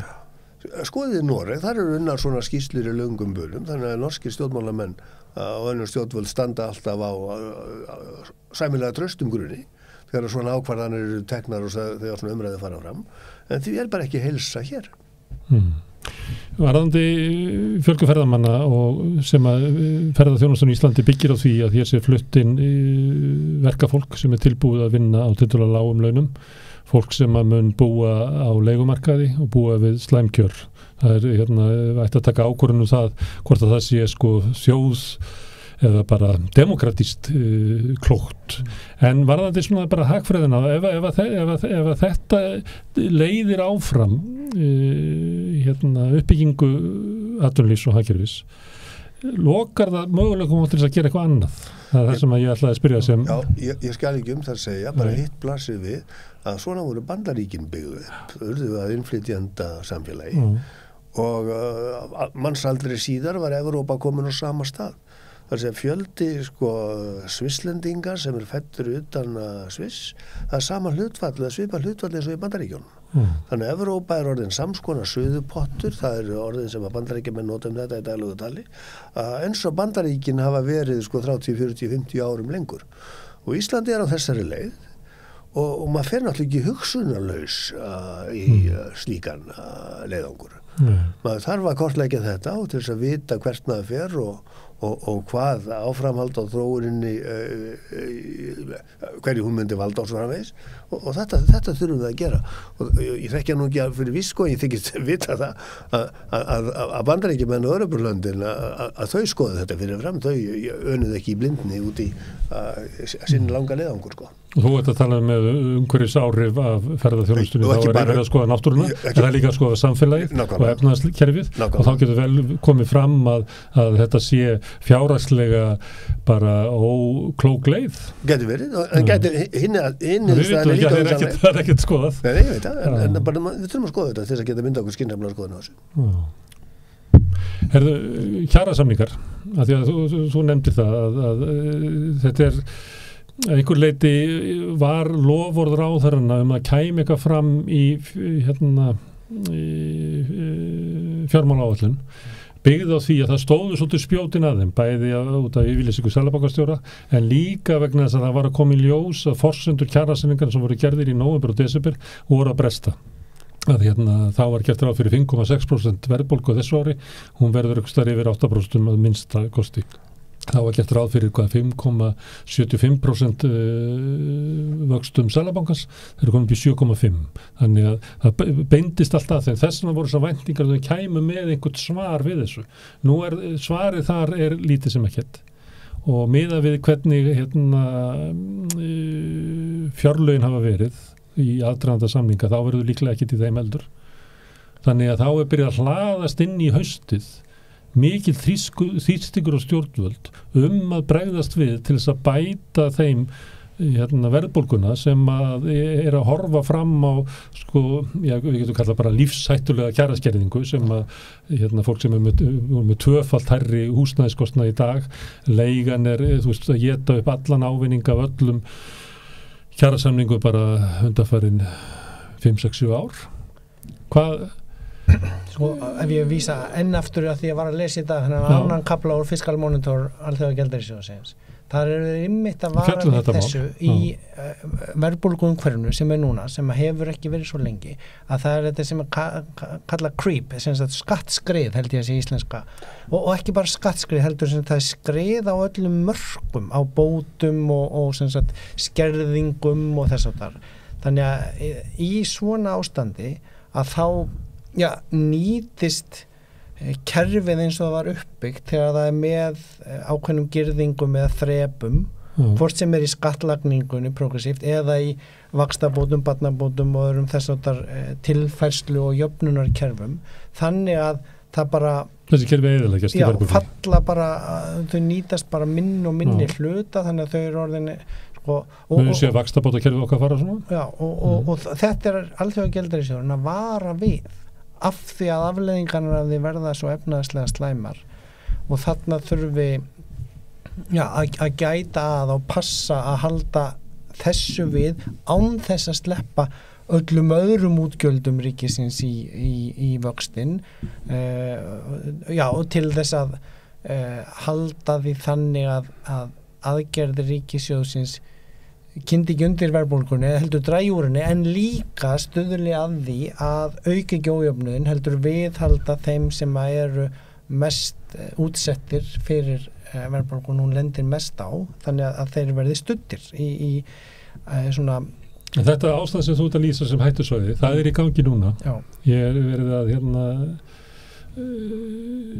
skoða þetta bara með skatthlutfall 7. launaflokks SGS eftir 3 ár og það núna í 5,9%, en það var 9,7 hjá einstaklingi, en ef þú hjón með 2 börn, þá fyrir alveg aftur til 2007, þau borguðu enga skatta, voru með skatthlutfalli í mínus 0,7, nú skatthlutfalli á þeim komið upp í 8,6. Það er þetta sem þú ert að lýsa, að þegar það ekki verið að verja þessi grunnkerfi sem eiga að tryggja hinum lágtekjufólkinu það að sé hægt að lifa í samfélaginu, að þau hafa unniðilega móti fólkinu sem að tengist því sem að þú ert að segja sem er þessi, að fólk finnur þess að hnignun. Það er ekki bara hægt að horfa á hver launin eru, því að ef að grunnkerfi samfélagsins sem eru forseta þess að sé hægt að lifa á lágum launum að grotna niður, að þá finnur fólk þetta bara. Menn verða að taka á misskiptingunni og það er ekki hægt að draga það lengur. Ég hef ekki talað á þessum nótum fyrir 10-20 árum, fyrir þá var misskiptingin eins og þú sagðir áðan, svona út í aðri bæði efnahagsumræðunnar og jafnvel utan meginströms hagfræðinnar. En nú bara lifum við í gera ólíku umhverfi og við getum ekki sesta samningaborðum eina ferðin enn til þess að tala við fólk sem segir mitt er mitt og við semjum mitt Það er líklegast að niðurstaða að við förum inn í hausti. Þá verður að reyna að haga viðræðunum þannig að það náist sanngjörn málamiðlun þar sem annar aðilin er ekki augljóslega í yfirburðarstöðu gagnvart hinum, eins og tilfinningin var ef Efling einir undan skilin í síðustu samningalótu og bara undan þessu verður ekki vikist öllu lengur að ég tel ef ekki á illa að fara. En vandi lágtekjufólksins þetta að segja, það er ekki endilega launatekkin, heldur það að þessi grunnkerfi, barnabætunar, vaxtabætunar, húsaleigan hefur farið upp, það eru svona grunnkerfi sem að ríkisstjórnin á að geta séð sem hafa fjarað undan fólki. Og ef fólk á að fara að sækja hrörnun barnabótakerfisins, vaxtabótakerfisins eða tvöföldun á húsaleigukostnaði til fyrirtækjanna, það væri, það er ekkert að mæla með því.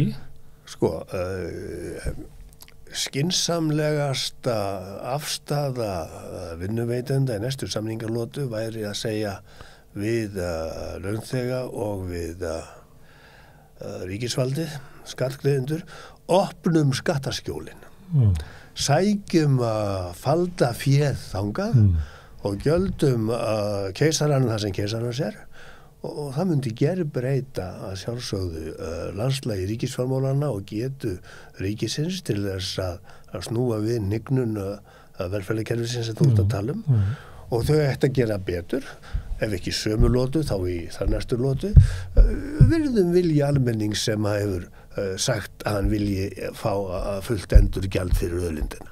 Það myndi gerbreyta landslagi ríkisfjármálanna og efnahagsmálanna.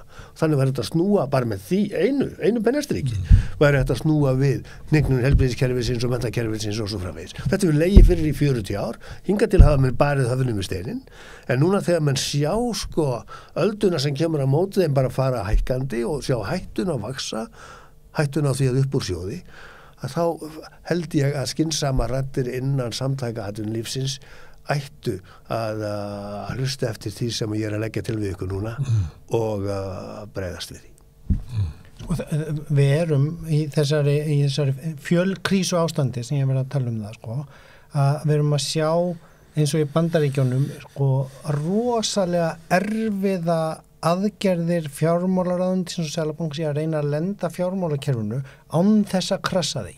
Það eru nokkrir bankar sem falla, það þarf að bæta í innstæðutryggingar fyrir slatta af milljarðamæringum líka, en þetta snýst það að lenda hagkerfinu, verðbólgan farin að fara niður þar, það er verið að gefa í að framleiðsluna, hagvöxturinn ágætur, vinnumarkaðurinn til vissra vandræða, það verið að auka þar lágmarkslaunin, bæta inn barnapössun til að styrkja vinnumarkaðinn, þú veist, frá hendi eins og ofnbæra, en það er verið að reyna hæfilega mikla litla vaxtahækkun, hæfilega mikinn stuðning við bankan til að lenda hagkerfinu úr þessu óveðri sem við erum í.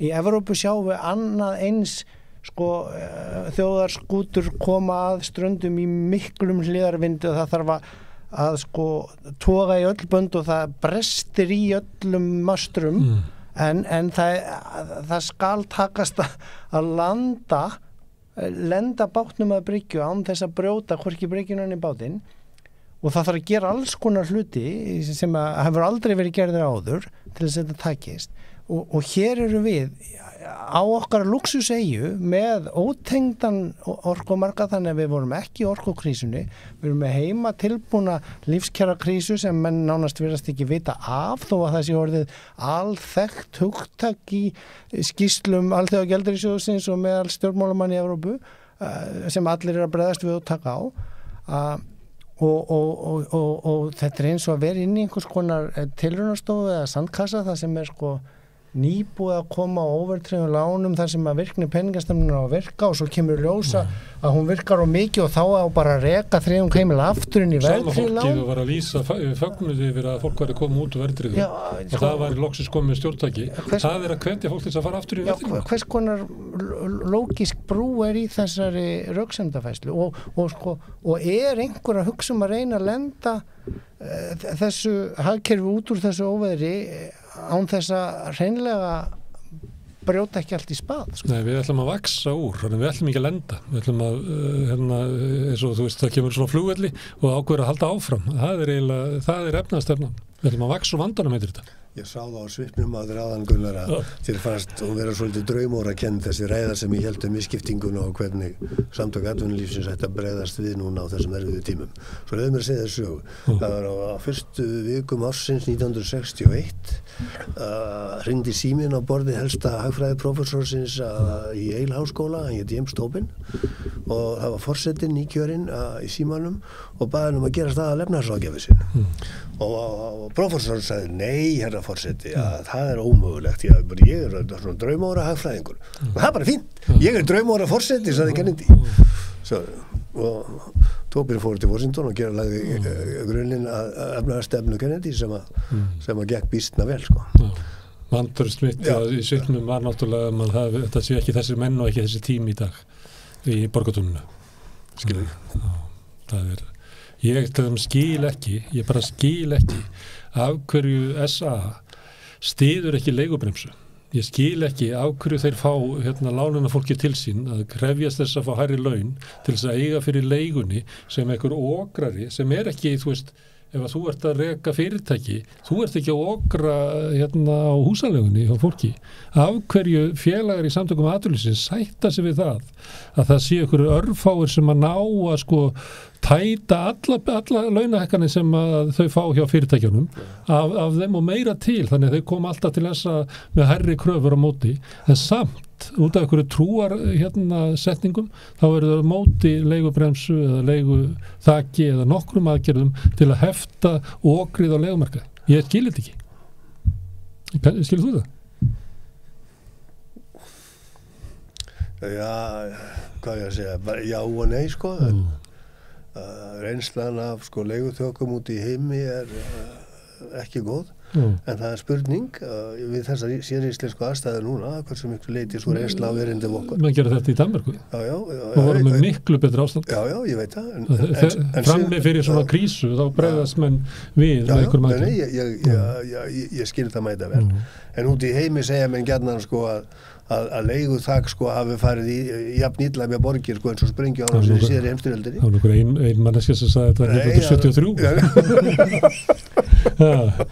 Sko, ég held að það mikilvæga hérna til að byggja á því sem Þorvaldur sagði áðan greiningar og svona sko, vandinn sá að það verður að velta upp á borðið alls konar hugmyndum og rökræða þær frá mismunandi hliðum og komast að einhverju skynsamlegri niðurstöðu og það þýðir ekki að reka hagkerfið sko almennt séð undir einhverjum ógnarvæng lobbyista eða þeirra sem eiga mestan pening sem hafa mest áhrif á pólitíkina og þannig eða eiga fjölmiðlana jafnvel sko, og sérstaklega ástandi eins og núna að þú veist, þá eru með við það sem ég sé undan úr heimi, allar hendur upp á dekk, allir að ymmita því atvinnulífi sér þar, heyrðu, við erum hér með loftslagsvá, við erum hér með lífskjarakrísu, orkukrísu, þú veist, við þurfum saman að taka á þessu, leysa þetta, vinna úr þessu, þú veist, þeir fá kannski smá styrk frá ríkinu til að setja sólarsellur á þakið á Vestmiðjunni og borga síðan aðeins hærri skatt þegar betur ára til að endurgreiða það og þú veist, og þeir sko svo horfum maður hingað og það eins og ég segi, eins og maður sé horfin í einhverja tilraunastofu að sandkassa sem algjörlega ótengdur við raunveruleika það sem gilda bara einhverja gamlar kreddur að já, við þurfum að láta bara samkeppnina ráða því hvað fólk fer að læra og ríki borgar einhvern veginn allt og allir fá að fara í allt og hvernig gerum við þetta eða já, við verðum bara að sjá til þess að frjáls byggingamarka og sjáum að byggja hér íbúðuna sem skortir því við trúum módelum frambúð eftir svo kemur ljós ár eftir ár og áratug eftir áratug að við byggjum allt og lítið en það má ekki vera ómikil ríkisafskipti af þessu þú veist má ég koma eina auka spurninga þegar að koma Páskar af því að þeir eru að tala allt upp á borðinu og við sem að ræði þetta og sumuleyti umræðin efnahagsmál hérna á Íslandi eru eins og þið vitnið til þess að þú nefndir að það var eins og menn hefði ekki lesið bara hvað var að gera þærlendis menn ekki ennþá búin að ná sko það sem Þorvaldur útskýrði hérna síðast hjá með munin og eftirspurnaverðbólgu og kostnaðarverðbólgu það verður ekki síast inn í almenn umræðu ekki inn í Seðlabanka og ekki inn í pólitíkin umræðan og sko þú orðaðir þetta vel daginn þegar þú sagði að menn væri að berjast gegn verðbólgu með sverði og sko núna komið á forsíðu Financial Times bara gögnum og sko í ræðum frá Evrópska Seðlabankanum hagnaðarverðbólgan hvernig aukin hagnaðar fyrirtækin vandræði og við þurfum að vinna gegn því þú veist hér er þessu hafna sem ykkur sko eins og þetta sé bara pólitískur áróður að maður heldur þessu fram en mér langar að spyrja að því að við erum náttúrulega lítið samfélag og ættu við að geta að ræða að þetta er framtíð okkar og það ætti að vera svona eins og þeir nefna allar hugmyndir bara á borðið og að vera opin umræða. Mér langar að spyrja ykkur svona, skiptir þetta máli í hagfræðinni að svo stefna sem er valin að hún njóti sko skilnings og samstöðu í samfélaginu?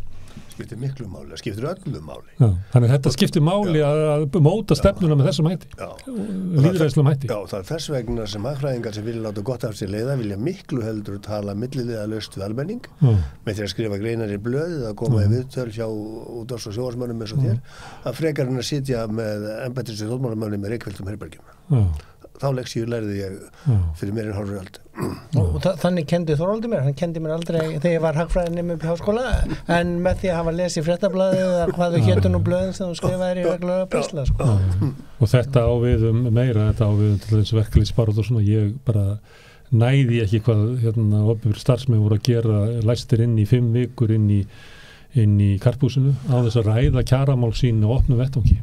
Ég sé ekki hvaða ávinningur á að vera í þessu. Þannig að mér er gott að heyra þetta skiptir máli því að þetta skiptir líklega máli það hvort að stefna nái fram að ganga að hún hafi verið undirbyggð með opinni umræðu út í samfélaginu eða ekki? Já, skiptir öllu máli segi ég. Já, herðu. Gífurlega mikilvægt. Já, við skulum láta þetta vera lokinn og ég sé bara gleðilega páska við ykkur. Gleðilega páska. En ég ætla að ræða við Guðmund Hrafn Argrímsson sem er formaður Leigjendasamtakanna sem er einn af þessum hópum sem verður hvað harðast úti í kaupnáttar krísunni sem við erum að gangi í gegnum eftir augnablik. Samstöðin er í eigu hlustenda, áhorfenda og lesenda. Þú getur átt samstöðina ásamt öðrum félögum í Alþýðufélaginu. Þú getur gengið í Alþýðufélagið á samstöðin.is. Þar er hnappur sem segir skráning.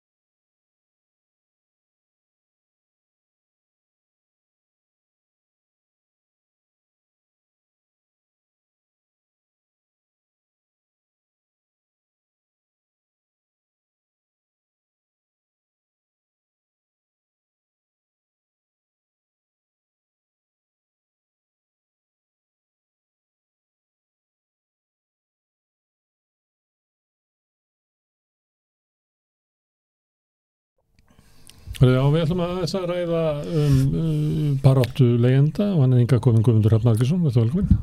Takk fyrir. Hvað viltu byrja? Ég var að byrja í... Þú voru að tala Bandaríkin, viltu leiðrétta það? Nei, ég ætlum ekki að leiðrétta, ég vil bara að taka upp þráðinn, sko. Þetta var rétt sem þú sagðir, þetta einn maður sem hefur sagt þetta. Ég man ekki alveg orðalíð, ég gískaði á 73, ég man ekki hvernig þetta var sagt, sko. Kringu 1970, hann heitir Assar Lindbeck, sænskur hagfræðingur sem að vann mikið með manni sem heitir James Buchanan sem svona talin læri faðir nýfrjálshyggjunnar og svona vinnan í kringum hann og fræg bréfaskriftir milli Hans Buchanan og Hannes Holmsteins. Já. Svona undir síðustu aldamót og þá var Hannes að senda honum svona ýmsar tillögur og hann var svona, eitthvað svona. Svo sagði hann við Hannes í einhverju bréfinu, það sem þið bara gera, þið bara að lækka skatta. Það er svo erfitt að hækka það aftur. Það mesti ávinningur sem þið náið bara að lækka skatta. Já. Og það, hvað verður gerðið svona, ef þú skoðar svona stefnu ríkisstjórnarinnar svona upp úr 99 þegar þessi bréfaskriftir eiga að vera. Það bara eignarskattur fór, fjármagnstekjuskattur kerði niður í 10%.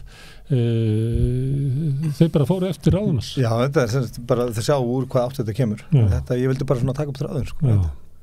Já, og þessi maður, þessi svíi, hvað heitir hans? Hann heitir Assar Lindbeck. Ef hann fengi kannski bara 1000 kall fyrir hvert skipti sem að væri vitnað í þessi orðan, þá var hann orðið flugríkur. Flugríkur, já, og allir leigusalar, allar áráðusmaskinnur kunna þessa frasa. Já, þetta var nú bara í titillin á grein hjá varaformanni Samtaka atvinnulífsins núna síðasta sumar sem birtist í Mókanum.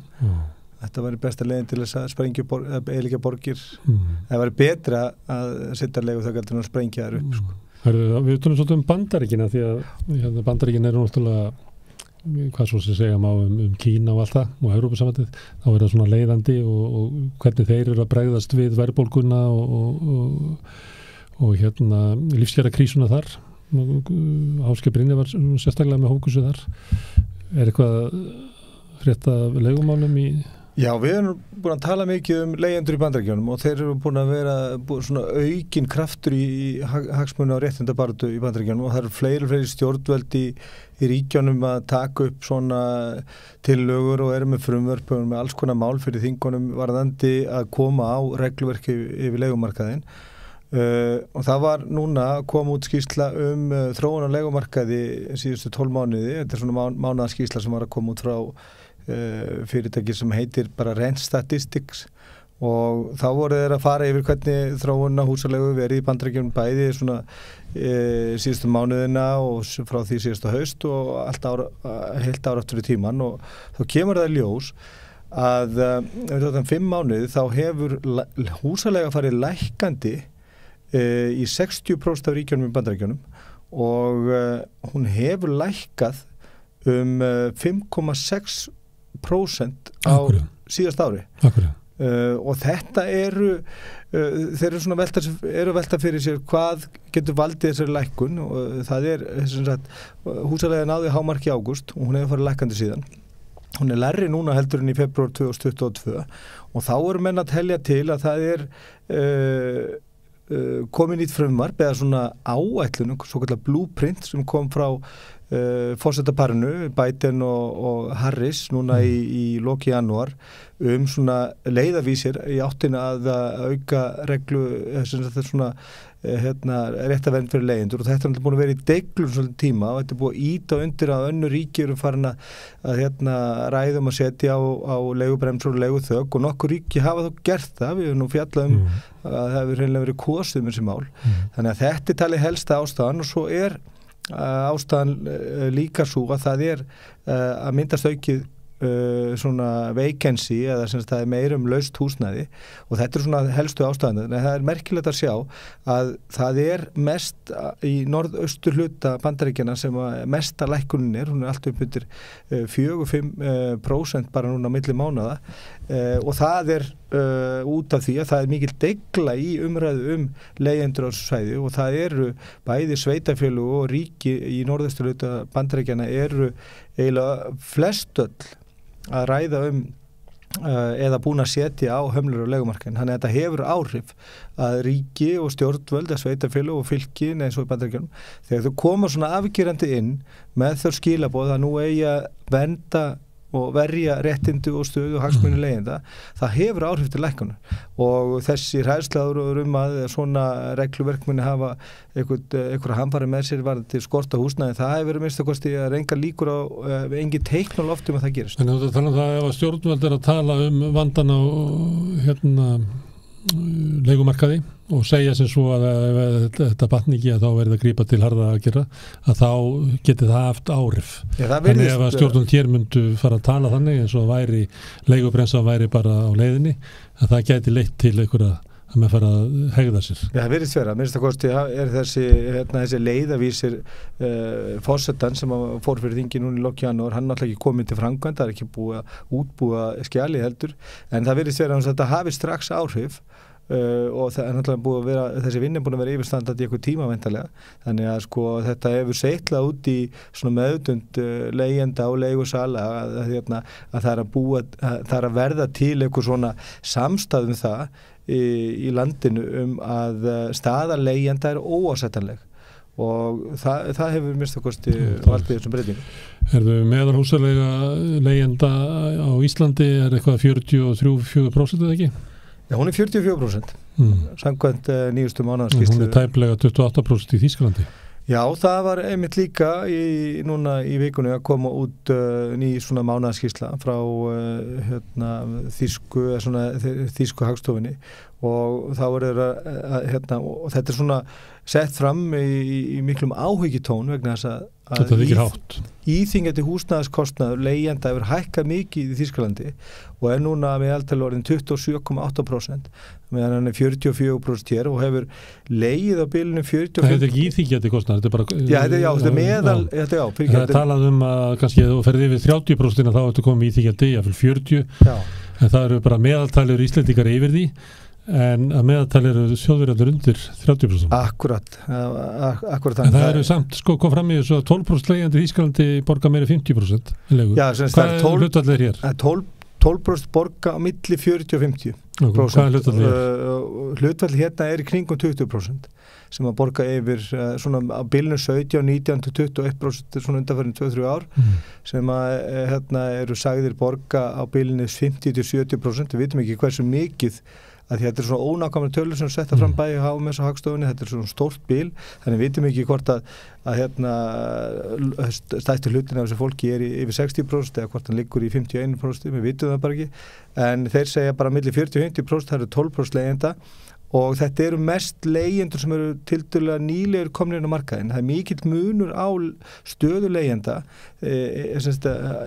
innan hópsins eftir því hvort að fólk er búið að vera lengi á leigumarkaði ekki og það skýrist væntanlega af því að það er leigubremsa í Þýskalandi sem heldur aftur af hækkunum á samningstíma en það er hins vegar ekki eins mikið svona inngrip inn í eða stýring eða einhvers konar ívilnanir í samningsupphæðum og þeir sem hafa komið inn á markaðin sístu 2-3 árin, þeir eru með miklu hærri samningsupphæðir og það er lundið búið miklu þrengri kost og það eru þeir sem að fylla þessi 12% að stærstum hluta til og það er mikill húsnæðiskostur í Þýskalandi og þeir tala nú um í þessu sömu skýrslu og það sé bara eiginlega verða alveg botnfrosinn byggingamarkaðurinn þar og þeir telja til náttúrulega svona hækka verð á aðföngum og þess aftar en byggingamarkaðurinn í Þýskalandi er ennþá eitthvað stærri á bilinu 6,5% af öllu hagkerfinu. Þetta er gríðilega stórt, ég hugsa hann sé jafnvel stærri hér, ég veit það ekki. Þetta er merkilegt að sjá þetta í samanburði við þessa skýrslu sem kom frá HMS núna í síðustu viku þar sem að 4. ári í röð er meðal húsaleiga hjá leigjendum á Íslandi á bilinu 44-45% og það þykir mikið áhyggjuefni að meðal húsaleiga séu komin í 27-8% í Þýskalandi og sýnir bara hversu brenglað er allt saman hérna og ennþá meira til þess að bregðast við með þessum aðgerðum eins og þú varst að ræða við gestinni hérna. Þetta eru 15% af launum fólks. Fólk getur reiknað þess allt út hvað það væri munurinn á því hvort þú hefði það í höndunum eða ekki. eða hvort að leigusalinn sérlega í höndunum. Það er svolítið mikill munur á Þýskalandi og Íslandi. En þú varst með fréttir líka frá Belgíu. Já, þetta eru svona fréttir sem að kalla svolítið á við það sem er að gerast hérna heima. Það er svona, það eru lög í Belgíu sem að banna alla mismunun á húsnæðismarkaði. Það má ekki synja fólki húsnæði á grundvelli kynþáttar eða fátæktar eða fötlunar og svona öllu þessi félagslegu þáttum. En það rignir inn kvörtunum til belgískra stjórnvalda mismunun og þá oftast vegna þjóðurnis. Þannig að sko svona undirstrika það að innflytjendur og flóttamenn þeir búa við miklu veikari stöðu á húsnæðismarkaði heldur en þessum innflytjendur hér segja þetta að þau fá ekki leikt af því að þau eru bara útlensnafn. Já, þetta höfum við heyrt ítrekkað og þarna eru sko, þetta vandamál víðar en belgísk stjórnvöld eru í startholum með að bregðast við þessu svona á í einhver svona stóru átaki vegna þess að þetta hefur aukið svo mikið en eins og segja, þetta svona kallar svolítið á við þessar stöður sem við erum að Við rættum ekki hérna daginn þegar Ásmundur Friðriksson var í þinginu með leigusamning sem ekki fékkst endurnýjaður á Ásbrú að því þátt að leigja fjölbýlishúsið til vinnumálastofnunar til flóttafólks. Jú, akkurat og þetta er búið að vera mikið í umræðinu núna í svona samfélagi leigjenda upp á síkastið en afstaða leigjenda er mjög skýr að þetta ástand er á ábyrgð stjórnvalda og svona leigjenda eða útlendinga andúð stjórnvalda hún smitast ekkert og á ekkert að smitast inn í samfélagi leigjenda. Það er ótrúlegt að svona göfuglindi stjórnmálamanna skuli einhvern veginn bara svona heltón á logandi leigumarkaðin en þetta komur svolítið fram í samtalinu okkar Þorvaldur bent á þetta að það væri verið að fjölga hér erlendu verkafólki en það væri ekkert gert Nei, það var ekkert gert í grunnkerfinu, ekkert í húsnæðiskerfinu ekkert í menntakerfinu, ekkert í heilbrigðiskerfinu og nú er þetta svona kannski svona eitthvað vestasviðsmynd sem við höfum upplifað hingað til er að birtast okkur upp á Ásbrú þar eru þeir leigjendur sem að sjá fram á eða eru orðnir heimilauslir hérna bara farin að banka upp á hjá nágrönnum sínum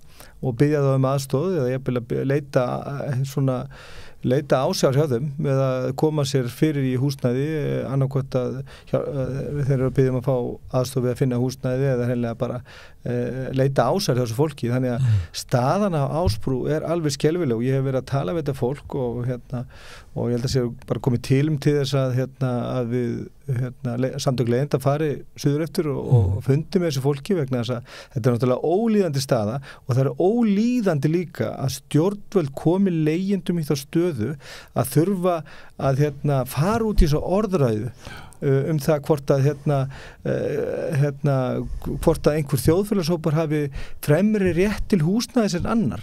Við erum öll varin og eigum öll hennar rétt samkvæmt mannréttindasáttmála Sameinuðu þjóðanna sem lögfestur og viðaukin við sáttmála sem heitir rétturinn til viðeigandi húsnæði þá gildur alla sem búa þannig að þetta snýra stjórnvöldum það eru þau sem að skapa þetta ástand það eru þau sem að bregðast og við þurfum alltaf að hafa það í fókus það eru þau sem eru vandamálið það eru þau sem eru að búa þetta til og ég held stundum bara að þau séu gaggjart að búa þetta til Það vantar húsnæði og við vorum að reyna að ráði það hvað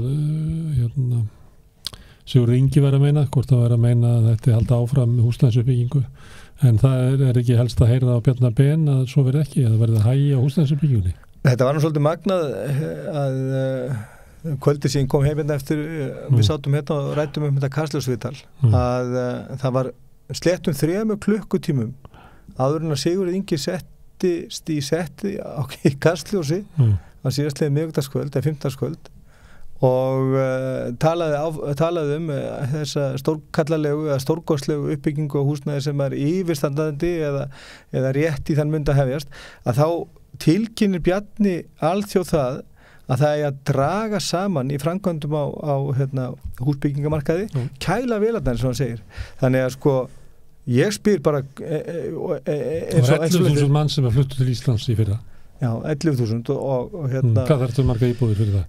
Við þurfum svona cirka 7.000 íbúðir. Við þurftum 7.000 áður, sko, þannig að það er 14.000 sem bara vantar núna. Já, það hafa fluttinga 30.000 manns á síðustu 4 árum. Þannig að sko, það hefur ekki verið sko... Og fyrir 4 árum þá vantaði húsnæði? Það vantaði 8.000 íbúðir á markaðinn samkvæmt greiningum húsnæðismanningastofnunar og síðan þá hefur ekki verið haldið í við fólksfjölgun.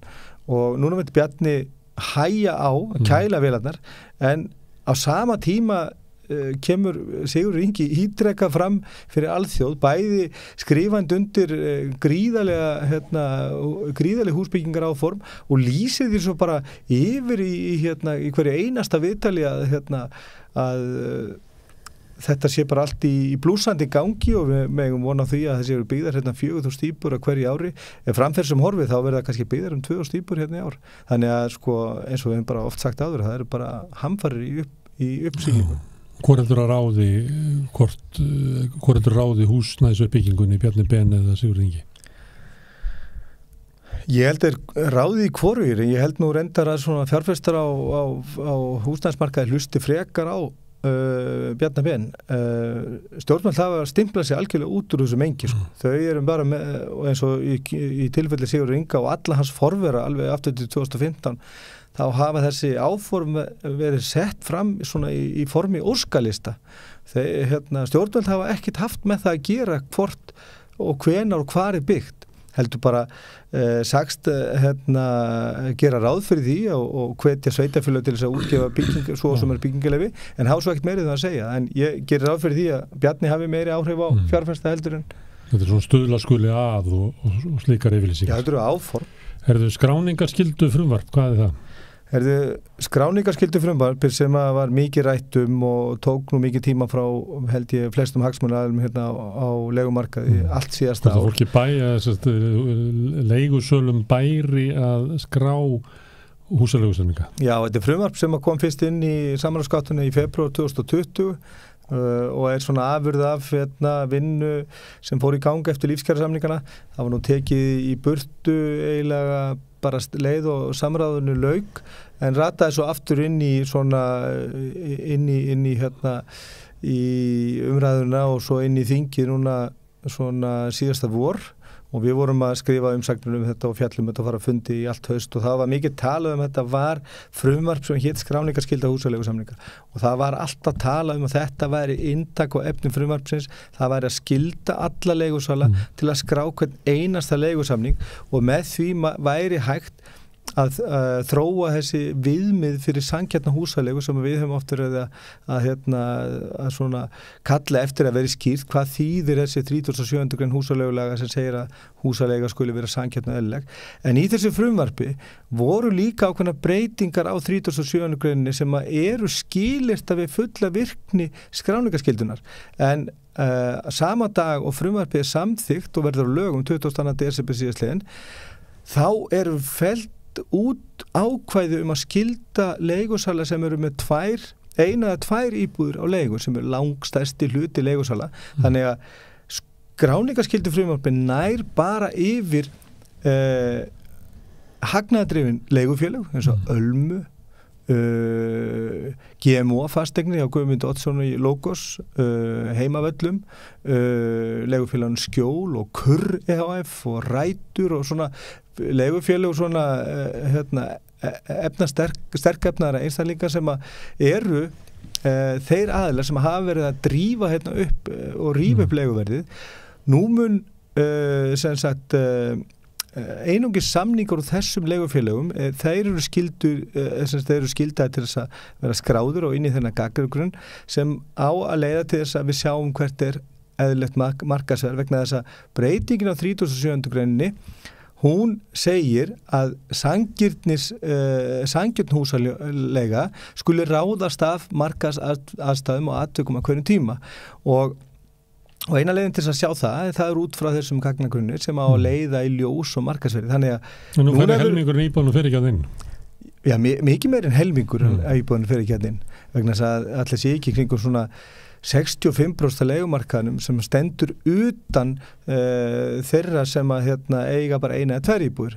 Þannig að nú Sigurður Ingi búin að koma því þannig fyrir að markasverð húsalegu mun taka mið af leigusölur sem eru með 3 eða fleiri íbúðir og þar með allir þessi stóru hagnaðardrifnu leigufélög og hérna á sama tíma og hér ríkir náttúrulega algjör skortmarkaður og lítið regluverk, þannig að hann búin að koma leigundum í þá stöðu sem höfðu slæma samningsstöðu fyrr í enn verri stöðu vegna þess að nú mun leigusalinn geta vísað í markasverð sem er hérna meira og meina mótað og myndað af húsaleigu hjá þessum hagnaðardrifnum leigufélögum frekar en á öllu markaði eins og í dag þá erum við með verðsjá húsaleigu sem að tekur mið af öllum þinglösu leigusamningum sem að eru samningar sem að eru í lægri kantinum eins og gefur að skilja vegna þess að eini hvatinn til þess að sækja húsnæðisbætur eru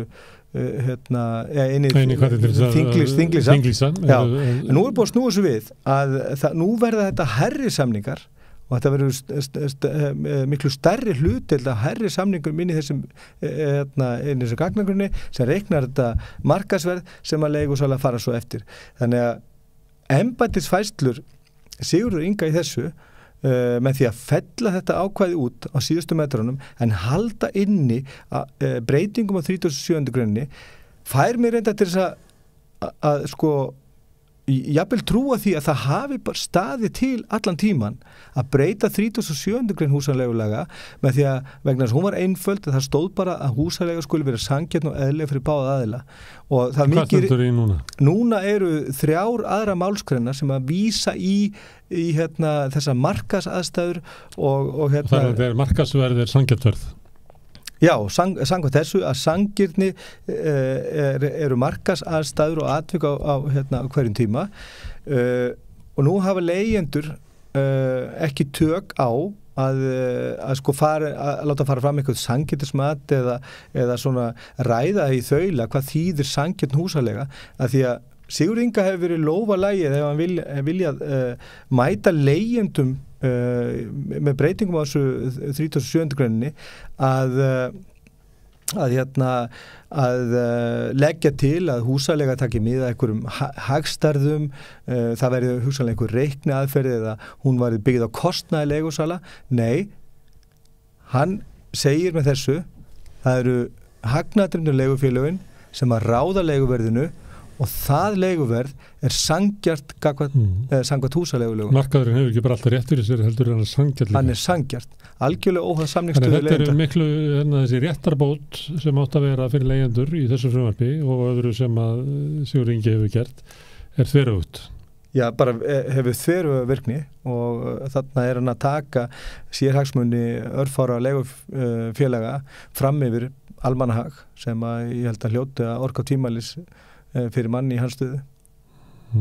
Herðu, Guðmundur Hrafn, takk fyrir að koma hingað og segja okkur frá baráttu leigjenda og sigrum líka. Takk fyrir.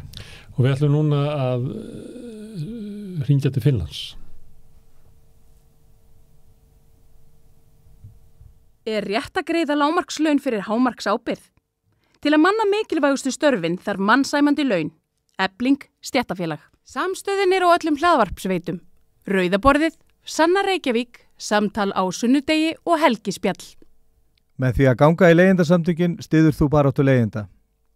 Leigjendasamtökin eru fyrir alla þá sem vilja berjast fyrir réttlátu húsnæðiskerfi.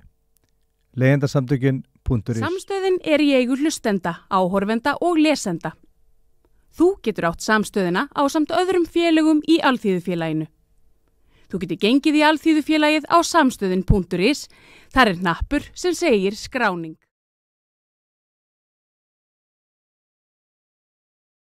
Já, herðu, nú ætlum við að snúa okkur til Finnlands. Það eru hver stórdagurinn á fætur öðrum í Finnlandi. Það var kosið fyrir 2 dögum og þá féll ríkisstjórn. Og svo í dag gengur Finnar í NATO og Reynir Þór Eggertsson er háskólakennari í Finnlandi. Vertu velkominn. Já, takk fyrir það. Já, það lítur að hafa litað svolítið daginn þráttur að þessi stutt frá kosningum og ábyggilega mikil spenna kosningamyndun og svona að þetta er dagurinn þar sem að Finnland gekk í NATO. Jú, það er náttúrulega bara í öllum fréttum og mikið verið að tala þetta og líka einmitt hvernig einhvern veginn átakalaust þetta fór í gegnum þingið og þetta var ekki kosningamál, þannig að það var eiginlega þannig að það var of seint að gera málið að kosningamáli, þannig að, og engin þjóðaratkvæðagreiðsla, þannig ég veit náttúrulega mjög margir, bæði yst til vinstri og yst til hægri eru mjög bara ósáttir við þessa ákvörðun. Hvernig hún rann bara í gegn? Já, þetta var allt mjög skrítið. Fyrir ári síðan hefði einhvern veginn engum dottið í huga að Finnar væri að fara að ganga í NATO og síðan bara allt í einu gerist það bara 1, 2 og 3. Já, maður er að reyna að skilja þetta svona úr fjarska og það sem maður dettur í hug er að það er eins og að Finnar hafi alltaf verið með þessa skoðun en það var bara að bíða til tækifærið að Rússland yrði nógu veikt til þess að væri hægt að taka hana. Já, ég held að sko Finnur var haldið aldrei svona í járngreipum lengi og síðan náttúrulega þegar Rússar ráðast inn í Úkraínu og sýna alveg hverjir þeir eru að þá náttúrulega vakna Finnar upp við það að þeir treysta ekki þessum nágranna en þeir hafa aldrei treyst honum þannig að sem kemur ljós að eini svona alvöru herinn í Evrópu er finnski herinn sem hefur ekkert svona lent eftir á í uppbyggingu og á allskyns búnað og þess áttar sem margir aðrir herir höfðu losað sig við á síðustu 20-30 árum. Já, og plan til þess að berjast til síðasta manns, er það ekki plan? Já. Það er eiginlega plan, varnarstefna Finnlands er að bara berjast til síðasta manns. Já, og það er náttúrulega bara mjög rík herskylda og endurmenntun fyrir þá sem gengt hafa herskildun eru ennþá á hernaðar aldri, innköllunar aldri. Herðu, það var stórdagur í dag þegar Finnar gangin í NATO og það var líka stórdagur í gær að þá varst þú finnskur ríkisborgari. Ég vaknaði í gær við það að ég væri orðin finnskur ríkisborgari, degi og seint til þess að fá að kjósa og reyna að hafa einhver áhrif á ríkisstjórnarmyndun. En jú, þannig að núna í dag er ég ríkisborgari 2 NATO-landa. Ég veit ekki alveg hvort að ég 12 ár hefði verið sérstaklega glaður með það. En það þarf ekki að spyrja því þú ert ánægður með finnst samfélag, þú verður ekki að sækjast að vera ríkisborgari. Jú, það er mjög gott að búa. Segðu mér á hverju ertu svona hrifinn af Finnlandi? Það fungerar bara allt einhvern veginn svo vel. Hérna eru almenningssamgöngur. Ekki betur en á Íslandi, ef ég má grípa fram í. Ekki betur en á Íslandi. Já, allavega almenningssamgöngur og lánamál. Hér sé ég höfuðstólinn af húsnæðisláninu mínu lækka 500-600 evrur á hverju mánuði þannig að auðvitað hafa vextir aðeins hækkað síðust ári en vextir eru líka ákveðnir alveg heilt ár fram í tíman þannig að bankinn tekur líka séns er ekki alltaf að laga eftir sinni þörf en þannig að við erum þetta svona samstarf einhvern veginn en síðan líka bara almenningssamgöngur virka og það er kjarabót upp á 100.000 kall eftir skatta með hvað kostar að reka bíl í Reykjavík. Nú mun rigna inn umsóknum frá Íslendingum ríkisborgararétt í Finnlandi. Já, þetta er líka dálítið þægilegt að ef maður er búin að búa hérna í 5 ár þá þarf maður ekki að sækja heldur maður sendir einn svona tilkynningum að maður vilji gerast finnskur ríkisborgari og það er bæði ódýrar og auðveldara ferli ef maður er Norðurlandabúi. Já, það er ekki að sækja það hart eins og er raunin hér. Ég skoðaði einhvern tímann að Íslendingar eru að veita kannski bara 3/4 af þeim ríkisborgararétt sem mann tekur svona hlutfall af þjóðinni heldur en á Norðurlandunum og í Finnlandi. Við erum mjög spar á okkar ríkisborgararétt. Já, það tekur líka alveg bara óralangan tíma, Herðu, kosningarnar, það er hægri sveifla í Finnlandi, það er bara þannig, eða ekki? Jú, það er hægri sveifla og en hún virðist ekkert vera neitt sérstaklega svona algjör og skilur í rauninni þingið eftir í dálítið svona lausu lofti því að flokkarnir 2 sem kannski helst hefðu viljað vinna bara í hreinu meirihluta, sem sagt Kókumus eða Samlingspartíet eins og einn heitir á sænsku sem er svona, söfnunarflokkurinn eða Sambandsflokkurinn, það er þessi þýtti á RÚV á Sambandsflokkurinn? Sambandsflokkurinn, já, og síðan sannfinnarnir eða sem sumir vilja kalla einföldu finnana að þeir héldu kannski lengi að þeir myndu ná hreinu meirihluta svona einhverjum vikum eða mánuðum fyrir kosningar en það gerðist ekki og þeir eru bundnir af því að fá að minnstakosti einn flokk með sér sem sagt og best væri fyrir þá væri að fá sem sagt væri frá miðflokkin, gamla bændaflokkin en formaðurinn þar hefur sagt að þeir ætla að halda sig í stjórnaranstöðu. Út af hverju? Er það að þið vilji ekki fara með sönnum finnum eða hvað heita? Nei, það er bara aðalega að þið töpuðu svo miklu fylgi og hafa tapat bæði í síðustu kosningu þegar þeir hafðu verið í hægri stjórn og núna þegar þeir hafa verið í svona vinstri miðjustjórn. Þannig að þau vilja einhvern veginn bara nota tíman til þess að byggja sig aðeins upp. Flokkur sem þar kæmi á eftir væri sænski þjóðarflokkurinn sem efnahagslega alveg inn á hægri línun, hann geti alveg farið eins og með skattapólitíkina og þess áttar en aftur á móti stefna sannfinna í málefnum með hvað varðar sænsku og tvítingið og réttindi beggja hópa í landinu þau stangast náttúrulega bara algjörlega á og hafa mjög ólíka skoðun á innflytjendastefnum og bara þörf finnska ríkisins fyrir eða bara þjóðarinnar fyrir fólk til að koma hingað að vinna á þess áttar sko. Þannig að sannir Finnar ekki bara á móti innflytjendum frá Norður Afríku og Afríku heldur á móti sænska minnihlutanum? Já, þeir náttúrulega sænski minnihlutin kúar þá alveg afskaplega mikið. Og það rosa pirringur hjá þeim gagnvart því að þurfa að læra sænsku í skólunum og þess að vilja helst taka það út. Sænski þjóðarflokkurinn hefur náttúrulega þveröfu afstöðu þar og vill að sænska verði gerð aftur að skyldu stúdentsprófi sem það hefur ekki verið á sama hátt og það var fyrir 15 ára síðan. Þannig að og það var mjög ólíka stefni bara í menningar og menntamálum og þannig að maður sér ekki alveg hvernig þeir geti farið í ríkisstjórn saman nema þá sem sagt að því að nú sem sagt sambandsflokkurinn hann er kannski efnahagslega á sömu línu og sannfinnarnir en hann er allt annari línu hvað var það menningamál og skólamál þó hann var síðan alveg tilbúin til þess að skera niður í hugvísindagreinu og þess að það sko. Þeir eru samanlagt með fylgi sambandsflokkurinn og sannir Finnar með 96 þingmenn af 200 þannig að þeim vantar 5. Kristilegi demokratar, það er nóg eða er það ekki að vera tæft að vera bara með eins manns meirihluta? Það er tæft. Mér sýnist ég er að horfa á korti sko að það virðist vera að þið þurfi einn í viðbót. Ef þið takið kristilega? Já. Og það gæti þá náttúrulega verið, það er einsmannsflokkur sem heitir Líka nutt eða Rörelse nú, Hreyfing núna, sem er svona liberal flokkur hvað var efnahagsmál. Og sá sem situr á þingi fyrir þann flokka, hann var áður í sambandsflokknum. Þannig að hann á ábyggilega náttúrulega ýmislegt sameiginlegt með þeim sko. Svona viðreisnarflokkur, er það svona viðreist? Já, þeir hafa aldrei náðu nein og hann er núna annað kjörtímabil í röð sem hann verður einn á þingi og hann var einmitt að kvart yfir því að það væri dálítið krefjandi og lýjandi að vera svona einn. Annar flokkur það sem er einn er fulltrúi Álandseyja, hann er sem sagt utan flokka.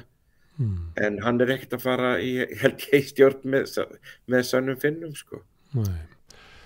En Sanna Marín, hún var áberandi forsætisráðherra og afskaplega þekkt út allan heim og vinsæl. Það náttúrulega bundu margir vornir við hana langt út fyrir Finnland, kona sem væri sko að leiða ríkisstjórna sem að oddvitarnir voru allir konur, allavega var þannig til að byrja með.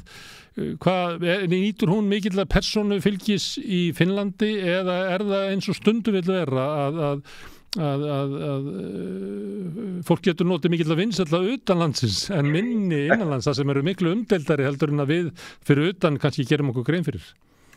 Jú, sko það er náttúrulega bara hvort tveggja. Hún er afskaplega vinsæl innanlands og kosningarnar urðu á köflum dálítið svona forsætisráðherra kosningar og hún fór náttúrulega persónufylgi í sínu, að hér er þannig að það er kosið sem sagt, þú kýstir henni verið ekki flokk heldur fulltrúaflokks Þannig að það er raun og fer fram prófkjör leið og þú kýst listan. Þannig að hún fór frá því að vera sko með í kringum sko hvort hún var með í kringum 20.000 atkvæði persónulega í síðustu kosningum og hún var bara með það í utankjörfundar atkvæðunum núna. Þannig að hún tvöfaldaði persónufylgi sitt í sínu eigin kjördæmi, held ég. Og hún var svo sem langt flestir bentu á sem forsætisráðherra og alveg vel yfir helmingur í skoðanakönnunum vildi halda henni áfram. Og ég veit að það náttúrulega eru margir innan sambandsflokksins að gæla við það að fara í samstarf með sósíaldemókrötum. Svipað hefur gert í Danmörku og á Íslandi að búa til svona... Já, að nýta vinsæla konu í þessum tilvikum til þess að leiða svona þvert yfir stjórn. Og ég veit bara ekki hvort að Sanna Marín hvort hann sönnu langi í það eða hvað. En ég menn hún náttúrulega sko miklu vinsælli heldur en leiðtogi sambandsflokksins Orbó sem fékk bara nokkur þúsund persónulega atkvæði og meira segja sko í síðustu skoðanakönnunum þegar var verið að spá flokknum 24% fylgi eða þar bil að þá var hann að fá innan við 2,5% fylgi sem næsti forsætisráðherra. Ekki einu sinni 10% af eigin flokki bentu á hann. Þannig að þetta svipað kannski og við þekkjum hérna frá Íslandi, þetta kannski verður þetta kallað Katrínar Jakobsdóttur módelið. Gæti verið sko. Síðan aftur móti get ég bent á að í sambandsflokknum þar sem sagt ung kona sem þingmaður hérna fyrir Helsingi sem sko heitir Elína, ég man ekki hvað eftirnafnið hennar, en hún alveg svakalega vinsæl. Kemur afskaplega vel fyrir og það alveg ótrúlegt að þeir skuli ekki vera búin að gera hana að sínu leiðtoga þar, að því að það hefði verið mjög klókt að setja hana fram á móti Sönnu, að því að þær dálítið svona dökkhærðar og ljósær en þær hafa mjög svona svipaða persónutöfra. Alveg óvæði hvort maður sé sammálið þeim í pólitík eða ekki. Og ég nefndi áðan að þegar að Sanna myndaði sína ríkisstjórna þá voru oddvitarnir allir konur held ég 5 og núna þegar ég renni hérna yfir að það eru 4 flokkar sem að náði inn á þing og þar að Orbó eini kallinn sem í forystu fyrir utan hann Harkimo, þessi eini viðreisnarmaðurinn sem við nefndum áðan. Allt hitt eru konur. Hvað þetta eitthvað sér finnst eða kanntu að ráði það að hverju konur eru svona miklu meira áberandi í forystu flokka þar heldur en að við þekkjum til dæmis á Íslandi? Þetta hefur bara gerst núna á síðustu árum. Það bara fyrir 10 ára síðan þá voru mjög fáar konur í forystu fyrir flokk og síðan bara hittist það bara dálítið þannig á að nú verður líka muna það að Sanna Marín verður forsætisráðherra, hún ekki formaður flokksins þegar síðustu kosningar fóru fram. Hún í rauninni varaformaður, leiddi reyndar kosningabaráttuna mjög lengi af því að formaðurinn var í veikindaleyfi og hann mynda síðan ríkisstjórn og verður forsætisráðherra en síðan kemur upp deilumál milli hans og bændaflokksins, miðflokksins sem í raun og veru fara að krefjast afsagnar hans og þannig kemur Sanna inn sem forsætisráðherra. Og það segir náttúrulega aldrei mikið bara hversu góður leiðtogi hún innan stjórnarinnar að í aðdraganda kosninga þegar partimálin voru að koma upp þarna í fyrrasumar að í 5 flokka stjórn að engin flokkurinn reyndi einhvern veginn að svona fjarlæga sig henni, að nýta tækifæri til þess að svona gagnrýna hana svona bakvið tjörn óbeint og heldur það einhvern veginn ríkisstjórnin flykti sér á öll á bakvið hana. Hún kölluð Sanna í Finnlandi svona eins og Björk og Elvis og gengur þú bara undir svona... Ég held yfirleitt bara Sanna Marín. Sanna Marín, ok. Já. Herðu, en það kona líka sem leiðir Sanna Finna og hún með stærri flokkur en sósíaldemókratarnir. Kannski hlustendur hafa í huga að sósíaldemókratarnir í Finnlandi hafa aldrei verið jafn stórir og afgerandi eins og í Svíþjóð, Noregi og Danmörku. Það er öðruvísi landslagi þar, en það samt að svona flokkur eins og Svíþjóð og demokratanir og fleiri flokkar í Skandinavíu séu stærri heldur en sósíaldemókratanir. Þetta er náttúrulega í fyrsta skipti sem hann svona risastóri eins og það líka getur maður kannski mitt kennt henni svo ég bara noti það orðalag að því að hún þó að hún láti nú ýmislegt út á sér sem maður getur alveg vel gagnrýnt og ég sé eiginlega aldrei sammála, en þá einmitt hefur hún þessa mjúku framkomu. Þannig hún nær einhvern veginn að mýkja þennan öfgafulla málstað. Þannig að hún nær að gera málstað Sannra Finna trúverðugri heldur en fyrrverandi leiðtogar sem þó hafa náð að fara í ríkisstjórn og þess aftar, en voru alltaf með allt á hornum sér. Gerir hann stofuhæfa. Hún heitir Rikka Purra, berðu það fram þannig? Purra. Rikka Purra, já. Hljómar aldrei svona eins og tilbúið nafn, þetta svo svakalega. Já, en það orðið algengt að í þessum tegundu flokka séu ungar konur í fórustu, það til eins og Ítalíu og víðar. Já. Herðu, nú stjórnarmyndun framundan og það ýmsir möguleikar að sambandsflokkurinn og Sanni Finnar myndi fá eitthvað með sér í ríkisstjórn, annað bandalagi við miðjuna, svipaður í Danmörku og raunverulega Íslandi kannski líka. Hvað taka að finna sér langan tíma í það að mynda ríkisstjórn? Það er svo ólíkt eftir löndum, sko. Já, sko nú las ég akkurat fréttum það í dag að Orbán að senda öllum flokkum bréf, forystumönnum allar flokka bréf með spurningum og þeir fá bréfið minni mig 14. apríl og fá einhverja daga til að svara því. Það verður víst með mjög ítarlegum spurningum og síðan í kjölfarið fer hann bara boðar hann hvern á fætur öðrum á sinn fund og fer bara í það að ræða stöðuna þannig að ég held að við erum að tala alveg mánuð held ég frá því núna að það verði ef það gengur af því að það er ekkert augljóst að það gangi að setja saman ríkisstjórn af því að sko hvaða afarkosti Sannir Finnar setja sem ekki hugnast til dæmis sænska þjóðarflokknum hvort að textan á að draga miðflokkin inn í ríkisstjórn úr svona persónulegri útlegð þá það svona kannski það helst að vikurnar líði og það kannski mýkist afstaða þeirra. Já. Stundum það þannig að það kemur í ljós í kosningabaráttunni að það snúast eitthvað tiltekki sem að verður svona leiðbeining fyrir flokkana eftir kosningar, það er misjætt eftir löndum. Ef ég myndi spyrja þig hvað snerust þessar kosningar? Gætirðu svarað því? Við á Íslandi eigum stundum í erfiðleikum með að svara því, ég held að geta engi svaraði hvað síðustu kosningar snerust á Íslandi. Sko, það snerust aldrei Sönnu Marín að hluta til.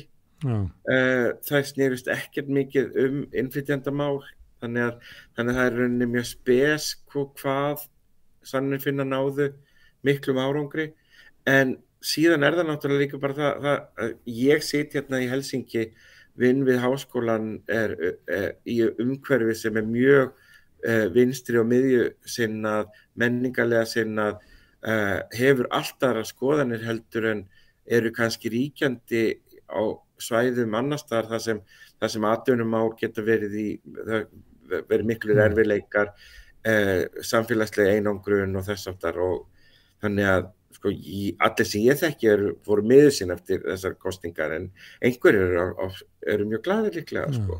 En af hverju fólk miður sín? Finnst fólki vera erfitt að vera í landi þar sem að Sannir Finnar njóta svona mikils fylgi? Kemur það fólki á óvart og þykir það sárt? Það þykir það vont, já. Og síðan bara líka það að missa þessa ríkisstjórn sem það var almennt allavega í kringum mig mjög mikil ánægja með þótt að þótt að væri ekki alltaf allir sammála öllum aðgerðum, þá var náttúrulega mjög margt í raun og verið maður hugsa út í bara hversu mikið gekk á, bæði með COVID og fyrst með það þurfa að skipta forsætisráðherra, COVID, stríðið, NATO, hvað einhvern veginn margt hefur gengið á og samt einhvern veginn stendur hún mjög sterk, sem sagt allavega gagnvart miðjunni og sínu fólki, sko. Og það spurning svo hvort hana langi í annan slag eftir 4 ár að vera í stjórnarandstöðu eða hvort hún vill frekar vera í ríkisstjórn og halda áfram að leiða landið á þeirri braut sem kannski langflestir vilja. Það svona þokkalega svona frjálslynt efnahagskerfi, lægri skattar og meira fólk að það sé auðveldara að komast inn í landið og bara að það sé streymi vinnukrafts og þannig að það sé ekki öllum dyrum læst. Já.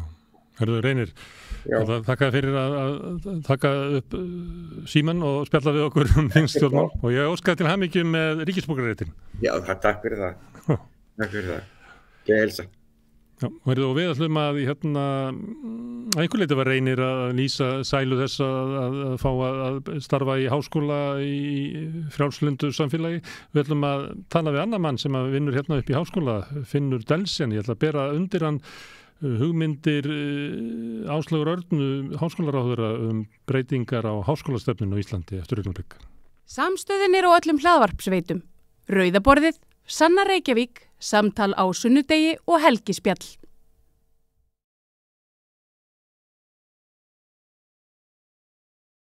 Já, við ætlum að halda áfram að tala háskóla. Við höfum gert það svolítið að undanförnu. Tilefnið að háskólaráðherra, Áslaug Arna, hefur verið að kynna hugmyndir breyttar áherslur, bæði svona formlega en líka verið víða í viðtölum þar sem hún hefur verið að tala veikleika háskólans, háskólakerfisins og það þurfi að vera breytt stefnaðar. Og þetta náttúrulega mikilvægt mál og þess vegna viljum við ræða þetta hérna við rauðaborðið og nú hingað komin Finnur Delsen sem prófessor í heimspeki. Vertu velkomin. Þú varst að skrifa þetta grein. Þið ert að svara ráðherranum á þessum máta, eða ekki? Jú, ég skrifaði hérna stutta blaðagrein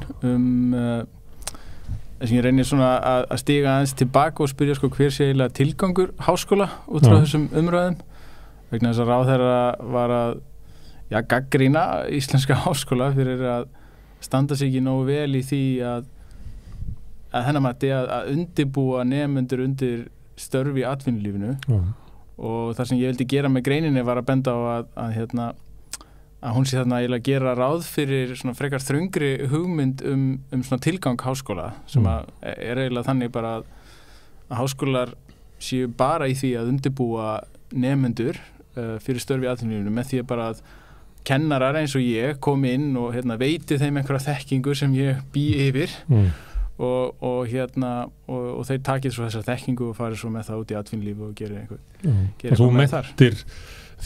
Mentir og þjálfir starfsfólk fyrir atvinnulífið sem nýtist því.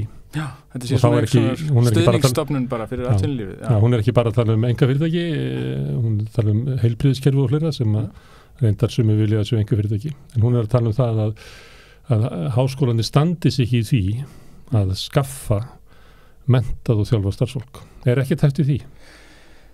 Já, það getur verið að það sé eitthvað til í því að það vanti starfsfólk á tilteknum sviðum og það þurfi þá að mennta fleiri á þeim sviðum. Það svo sem ekkert voðalega flókin lausn á því og ég sé ekki alveg þörfin á því að fara með það í fjölmiðla eða setja einhver nýja stefnumörkun. Það snýst bara að fjölga plássum á í þessum námsbrautum. eða mögulega veita einhvers konar ívilnanir þá fyrir fólk sem vilur að fara í þetta eða náttúrulega einfaldasta leiðin þetta bara að hækka laun þeirra sem að fara þá í þessar stéttir, til dæmis heilbrigðisstéttir örva nemendur í að velja þessi fög. Já, ég meina það svo sem bara einfalt að hvernig það gert, en það ekkert mikla úthugsun til þess að sjá hvernig þú myndir gera það. Er það þá ekki þannig að þeir sem að stýra háskólanum eru að beina nemendunum frá því að læra hjúkrunarfræði yfir í heimspeki hjá þér? Nei, alls ekki og ég veit ekki alveg hvernig það ætti heila að eiga sér stað. Það má skilja ráðurinn eiginlega að lýsa þessu, það sé þannig, þetta sé vandamálið. Já, ég veit ekki hvernig þetta var þegar hún valdi sér háskólanám, en það allavega ekki þannig í dag eða ekki þannig allavega neinstaðar í kringum mig og ég hef aldrei heyrt svoleiðis kerfi þar sem að þú einhvern veginn skráði í háskólan og svo sagt hvert átt að fara, en það ekki þannig sem það virkar. Ég meina, þú skráir þig í ákveðið nám bara af frjálsum vilja og nánast allt nám á Íslandi nema kannski læknisfræði og tannlækningar og eitthvað þannig að það eiginlega ótakmarkaður pláss og þú þarft bara að hafa framhaldsskólamenntun til að komast inn í þetta. Það fólk feltu eftir fyrsta árið ekki í lögfræðinni líka. Já, og sálfræði að mér skilst svona nokkurn veginn og eitthvað en hérna... Er það út af fjárhagslegri stöðu að deildirnar ráði ekki við fleiri eða er það Já, ég held að það sé nú einhverjar svolítið líka skýringar á þessu að hérna, það allan í læknisfræðina þá ákveðin pláss sko og hérna, og þetta sé ekki eins í sálfræði, ég kann ekki alveg að fara með það en það engin að velja, engin í háskólanum sem að segja fólki hvað það á að fara og ef að færri teknir inn til dæmis í mínu fagi sem heimspeki að þá myndi það bara þýða að viðkomandi þetta eru bara að skrá sig í eitthvað annað eða fara ekki í neitt nám. Það ekkit, við segjum ekkert fólki í hvaða nám það á að skrá sig. Það verður hægt að taka færri inn, það verður að takmarka plássin í heimspeki til dæmis. En þá það vandamáli það að sé of mikið að fólki í félagsvísindum og hugvísindum. Sumir vilja túlka orð ráðherrans að hún sé næstu því að segja það en hún segir það ekki beint að það sé vandamálið. Það sé of mikið að fólki í þessu greinum, hún segir bara að vanti hinum einn. Já, eins og ég segi, ég hefði haldið að lausnin á þessu sé bara að fá jafnvel fleiri fólk í nám og fólk sem hefur áhuga að fara í þessar greinar vegna þess að launin eða vegna þess að starfsskilyrðin eru góð. Ég meina sérstaklega þegar kemur að þessum greinir sem voru sérstaklega nefndar held ég eins og hjúkrunarfræði, þá vitum við að það fullt af fólki með hjúkrunarfræðimenntun sem ekki að starfa sem hjúkrunarfræðingar. Það er svona, þetta er svolítið öfugsnúin lausn að fara að svona gefa í skyn að neyða fólk til þess að ástunda nám í einhverju sem það vill ekki vera í. Þar fyrir utan þetta engin mótsögn í því fólkin að fara bæði í segjum nám í einhverjum hugvísindum og fara svo kannski eftir á eða fyrst í nám í segjum hjúkrunarfræði eitthvað slíkt. Þetta þarf ekki að útiloka hvert annað og ég myndi segja að nám til dæmis í hugvísindum eða félagsvísindum það ekki þannig að eini tilgangur þess sé að fá eitthvað tiltekið starf og það það sem ég svolítið að reyna að benda á í þessari greina. Tilgangur háskóla ekki síst að vera ákveðið svona samfélag þar sem að þekking verður til og sú þekking svo miðlað áfram vissulega innan háskólana en svo miðlun miklu virkar en svo að það sé bara einhver einn hópur sem að býri við þekkinguna og einhver annar hópur sem að fær þekkinguna. Þekking verður eiginlega til í þessu svona samspili, þessu svona dýnamiski samspil sem fyrst því að koma í nemendur með nýjar hugmyndir og sem gagnrýna fyrri hugmyndir og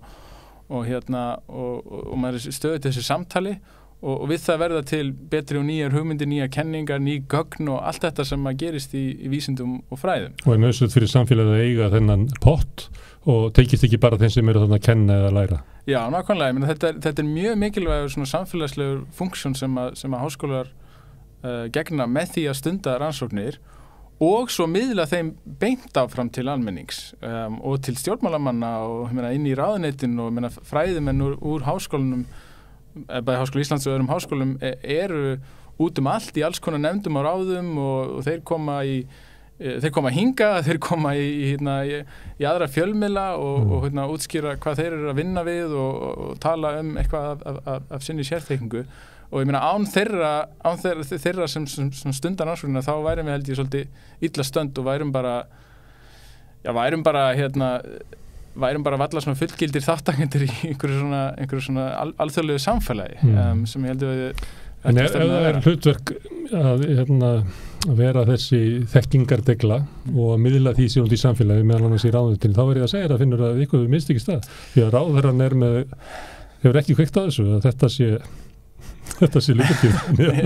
Einhvers staðar klikkaði þetta. Já, það getur verið, ég meina það auðvitað er alltaf takmörk fyrir því sett hvað ef enginn er að hlusta, hvað hættir að miðla áfram, en ég meina ég verð að segja að ég allan að persónulega og ég veit fullt af fólki í minni stöðu sem að gerir sitt besta í hvert skipti sem að það er hóað í mann til þess að gefa sitt álit á einhverju svona sérstaklega innan ráðuneytina til fólks innan þeirra þá er maður allir að vilja gerður og kemur og mætir á svæðið og allt það það er auðvitað sart svona þegar í því ljósi að sjá síðan svona einhverja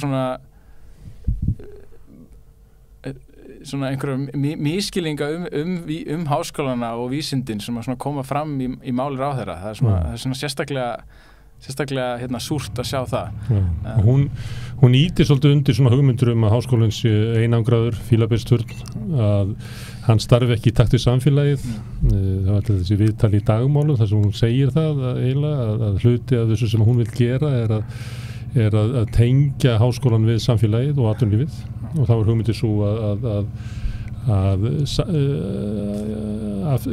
af þessu ef við segjum þetta sé þrennt það er út með háskólan og með atvinnulífið sem ég býst við hennar huga að sé bara samtök atvinnulífsins og sú maskína og svo ertu með ráðuneytin og þá er eins og hún sé að tala að háskólinn sé eiginlega einangraðstur af þessu fyrirbrigðum og ófærastur til þess að sko móta nám og beina fólki í nám sem að gagna samfélaginu. Já, það hefur vilt verið hennar skoðun en Þú hafnar þessu? Já, ég meina það er bara í eðli sínu er háskólinn alltaf fólk skráir sig í nám sem það telur að það muni fá störf við að vinna við við hæfi og þannig að og það síðan ræður fjármagni til einstaklega greina og einstaklega deilda og sviða og svo framvegis þannig að í eðli sínu þá verður háskólinn alltaf í svona beinu sambandi við atvinnulíf bara út af þessu þar fyrir utan eru bara mjög margar greinar innan háskólann sem eru beinum tengslum við atvinnulíf með einsum hætti ekkert endilega allar greinar það fyrir svona talt eftir í hversu við skilgreining á orðinu atvinnulíf við höfum en ekkert endilega allar greinar sem að hafa það einhver sérstöku markmið að vera einhver stöðugu samtali við einhverja tiltekna aðila innan segjum engageirans eitthvað svoleiðis ég meina til heimspekinni til dæmis ekki þannig og ég held að það sé bara að hinu góða það væri ekkert mjög heilbrigt ef að væri allir aðilar í stöðugt að reyna einhvern veginn að reflektera það sem er að gerast út í atvinnulífinu það er alltaf lægið að þetta sé einhver staðar í samfélaginu þar sem að fólk er að ástunda rannsóknir sem að eiga ekkert að þjóna atvinnulífinu og eiga ekkert að vera einhvers konar stuðningur við það ég meina bara ein leið til að hugsa þetta er bara að ef við hugsum bara af hverju við erum hver er eiginlega tilgangur með þessu öllu saman hvað erum við eiginlega að gera á þessu landi eða á þessu jörði yfir höfuð ef við hugsum 2000 ár fram í tíman og við horfum aftur til dagsins í dag við viljum ekkert vera væntanlega mjög upptekin af því hver átti Tesla og hver fór tvisvar til Tenerife á því árinu en kannski mun að skipta okkur einhverju meira máli hvaða segjum vísindakenningar voru settar fram eða hvaða framfarir urðu á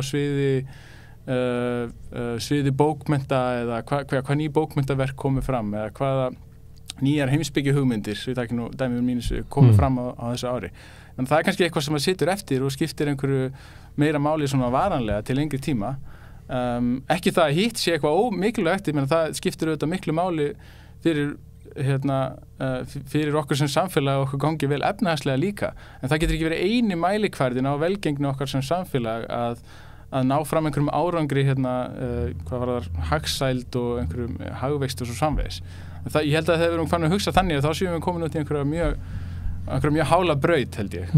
Það er allt í samfélaginu verið að þjóna atvinnulífinu, vegna þess að þar verða verðmætin til, allt annað er sóun á verðmætum.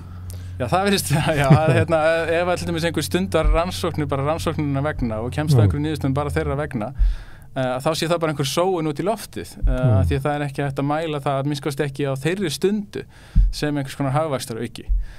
Síðan mætti svo sem alveg benda á að margar af okkar helstu framfara sporum sem að hafa skilað sér í sem mestri hagsæld hafi mitt verið einhverjar rannsóknir sem að voru bara gerðar rannsóknirnar vegna. Til dæmis voru það framfarir innan rökfræði sem nú eiginlega með því óhagnýtasta sem hægt að ímynda sér bara fílabeinsturn ofan og fílabeinsturni. Það verður ekki meiri fílabeinsturn heldur í rökfræði, það er svona eins konar starffræði bara fyrir starffræðinga sem að yngir aðrar en starffræðingar geta hugsað sér í nót fyrir. Og geta skilið. Það var til þess að þróa voru rökrásir sem urðu svo að tölvum. Sem eru svo bara allt í öllu í dag.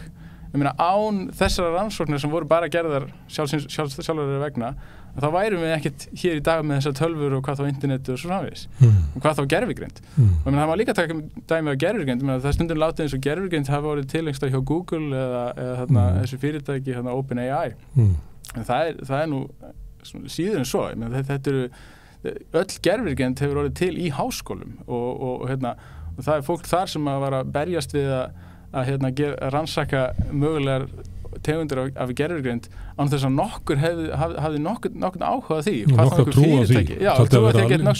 Sóun á peningum og tíma að vera að pæla í þessu. Já, og þessi núverandi gervigreind, hún þótti til mig sérstaklega, sem er þessi djúptauganet, hún þótti alveg sérstaklega ólíkleg til þess að verða nokkur tíman að einhverju nytsamlegu og bara dauðadæmt í langan tíma og en já, við sjáum hver staðan er í dag og þannig að þessi háskólar og rannsóknirna vegna, þeir hafa haft rosalega áhrif, svakalega áhrif og oft ófyrirsjáanleg á þeim tíma á hagsæld en ég bara endilega endurtaka það, ég held að jafnvel þótt að margar þessum rannsóknir hefði engin slík áhrif, þá held ég að það væri alveg þess virði að við sitjum einhvern brota af okkar svona sameiginlegum fjármagni í það að reyna að ná einhverjum framförum á þessu eins og öðrum sviðum, eins og til dæmis á sviði bókmennta og lista En það yrður að halda því fram því að það var ekki hægt að færa fjárhagslegu rök fram á sínu tíma, þannig að það verður þá að vera að við séum að með einhverju rannsóknir sem er ómögulegt að sína fram á hagnýti. Já, það verður að vera rökin ef þetta á að vera að halda ef að halda einhvern stöðuleika í þessum efnum og það er það sem skiptir rosalega miklu máli líka fyrir rannsóknir, það er svona okkur stöðuleiki og fyrirsjáanleiki. Maður viti það að maður þurfi ekki að réttlæta tilvist sína á hverju ári með því að hafa náð akkurat þessum hagvaxtar auka fram með rannsóknum á hverju ári. Það má þá ekki halda því fram að þessi deila eða þessi umræða sé að einhver leiti svona grundvallaratriði hugmyndir okkar hvernig samfélagi þróast. Ráðherrann er svolítið að halda því fram og náttúrulega hvað flokkjum kemur úr og tengsl þess flokks við samtök atvinnulífsins sem hafa haft mikla skoðunar menntamálum og öðru slíku. Þar er hugmyndir það að það sem er harðsamt og hagkvæmt, ef við leyfum því að brjótast fram, að þá munum við fá hið besta samfélag. Þess vegna á auðvaldið, auðmagnið eða hvernig sem við viljum takla svo til ykkur svona frumkvöðlar eða hvernig okkar orð sem vilt nota á það, að hafa raunverulega svolítið ráðandi stöðu mótur samfélagsins. En síðan koma menn eins og þú og fleiri sem eru andmæla því og segja sig eitthvað annað sem við eigum að hafa sem að megi taka þátt í því að móta samfélagið. Já, og ég meina, ég byggi það meðal annars á þessu að þeir sem eru fyrst og fremst að hugsa það að græða peninga eða ávaxta sitt fé, að þeir hafa náttúrulega bara í eðli sínu hafa þeir frekar mikið skammtíma sjónarmið. Og þá er við skammtíma í þeim skilningi að það er kannski minna heldur en 100 ár á meðan að við sem erum að stunda rannsóknir við okkar sjónarmið er oft miklu lengra en það að skilja eitthvað eftir okkur sem að mun kannski bara vara ekki kannski að eilífu en allavega eitthvað mjög lengi og við höfum ekki bara áhuga á því að einhvern veginn, ná einhverju fram hér og nú, einhverjum hagvaxtarauka eftir 10-5 ár, heldur bara fyrir næsta ársfjórðung hann er stundum sagt að fyrirtæki sér ekki bara frá ársfjórðungi til ársfjórðungs en maður getur sér fyrir einhvern svona langtíma kapitalista sem að hugsa hlutina til 5-10 ára en valla mikið lengra en það vegna þess að á einhvern tímapunkti þá bara viðkomandi bara látin og hefur engan sérstakann áhuga því að hafa grætt peninga eftir sinn dag væntanlega þannig að í eðlisynni svona þetta alltaf ákveðið svona skamtíma sjónarmið sem að ráða þar ferð en innan akademíunar þá eru miklu mér svona langtíma sjónarmið ráðandi held ég. Og þannig kannski ættu við þá að láta það eftir okkur að ræða þetta mál út frá svona grundvallar sjónarmiðum. Já. Því að það skiptir máli náttúrulega að þetta vera einu mikilvægast umræðan í samfélaginu það hvað á að móta samfélagið okkar. Já, ég meina mér finnst það við verðum að grípa boltan frá Áslaugu. Já, akkurat, já. Herðu, en þú varst að lýsa háskólanum og það var að þetta væri svona þekkingaleit sem að færi þarna fram. En þá geta eitthvað svara sem svo og sagt já, það má vel vera, Finnur, að það sé, en okkur vantar bara hjúkrunarfræðinga. Þannig að við getum ekki verið að blanda öllum, þú veist, sem að vilja bara læra sitt fag og þurfa á því að halda til þess að geta fara út á vinnumarkaðinn og bara brauðfætt sína fjölskyldu og byggt upp sitt líf og sama með stofnanir og fyrirtæki sem að vantar bara að mennta starfsfólk. Við þurfum ekki að vera að blanda því í þessa svona getum við sagt svona hálfrómatíska sýndina mikilvægi háskólasamfélagsins. Má ekki hafa þá bara einhverjar brautir hérna framjá sem að skaffa tæknimennta fólki í kvelli? Jú, ég meina kannski að einhverju leyti, það ég ætla ekki að Þurfa leikskólakennarar að vera akademískt hlutverk leikskólakennari? Já, sko nú ég ekki í leikskólakennarafræðum ég tók bara að dæma einhverju þannig að ég vil ekki einhvern veginn fullir það þú kannast þessu gagnrýni já, ég skil hann alveg og auðvitað eitthvað til í því að það þurfa ekki allir að vera jafn mikið inn í akademískum rannsóknum eða jafn mikið því á hinbógin að þá held ég að nú fyrst að við erum á þessum dögum þar sem að umræðan gervigreind út allt að þá held ég að við verðum eiginlega kannski að horfast augu við það að með tilkomu hennar og kannski internetins almennt að því gervigreindin þrátt fyrir allt eins konar bara samsuða af internetinu þessi gervigreind sem við erum að sjá núna Því miður, þá sækir hún svona karakter sinn inn í svona meðaltal internetsins og það er leiðileg manneskja Það er það sem hún er eiginlega bara síður niður interneti í einhvern kjarnar sem maður biður hann en sko með tilkomi þeirra að þá sér maður þetta fyrir sér að svona störf sem að byggjast á þekkingu að þau hægt og rólega þá fer að skipta minna máli hvað þú hefur lært þess að segja hvaða svona þekking þú hefur einhvern veginn innbyrt eða tekið inn bara svona passíft vegna þess að þá þekkingu getur þú fengið á nánast hvaða formi sem þú vilt hjá gervigreindinni ef ekki núna þá allavega eftir einhvern tiltölulega að fá hann fjölda ára held ég og þá fer að skipta væntanlega meira máli að geta dregið réttar ályktanir að geta hugsa gaggrínið einhverju upplýsingar sem maður fær og allt þetta sem að gervigreindin getur ekki gert og sem að ég held að lærist nú ekki vel nema einmitt með því að gera eitthvað sem að líkist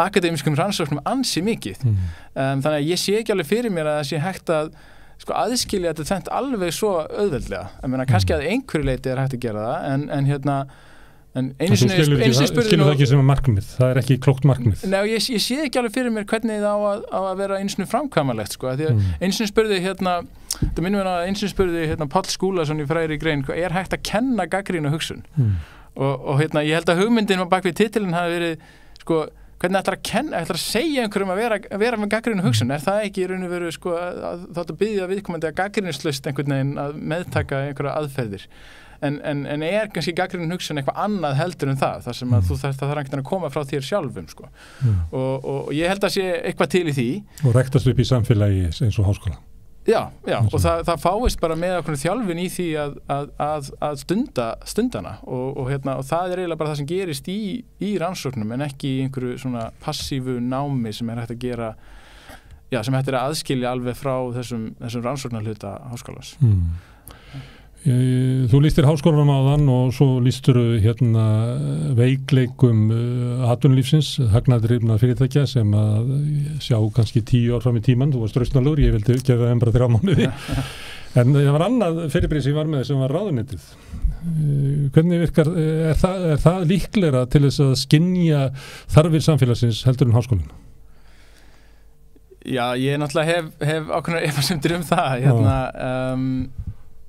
Ég svo sem þekki ekki ráðuneytin innanfrá og svona, ég ætla kannski ekki að fullyrða það, en mann finnst stundum koma skrýtnir hlutir út úr því sem að ráðuneytin eru að bauka og að ég veit að það hefur hér á þessum vettfangi verið fjallað eins um nýlega svona hugmyndir eða þingsályktuna tillögu sem á að setja fram áherslubreytingar innan háskólakerfisins.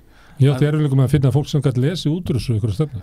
Já, það er náttúrulega mjög almennt orðuð en samt boðar svakalegar breytingar að því kram kemur í textanum sjálfum en ljóst hverjar þær breytingar eru. Það sama vandamálum með fjármálaáætlun, fólk er til með að lesa það út úr henni að því það er svo mikið skil, það er eitthvað svona markmið og svo er bara svo mikið skilið eftir að það er að skipta miklu máli hver lesa þetta og fólk getur fundið út úr þessu það sem það vill. Já, og þetta er kannski á að vera að virka sem svona ef við tölum hreinskilnislega þetta er á að virka væntanlega sem einhvers konar auður tjekki bara til þess að ráðherra megi gera það sem að henni sýnist.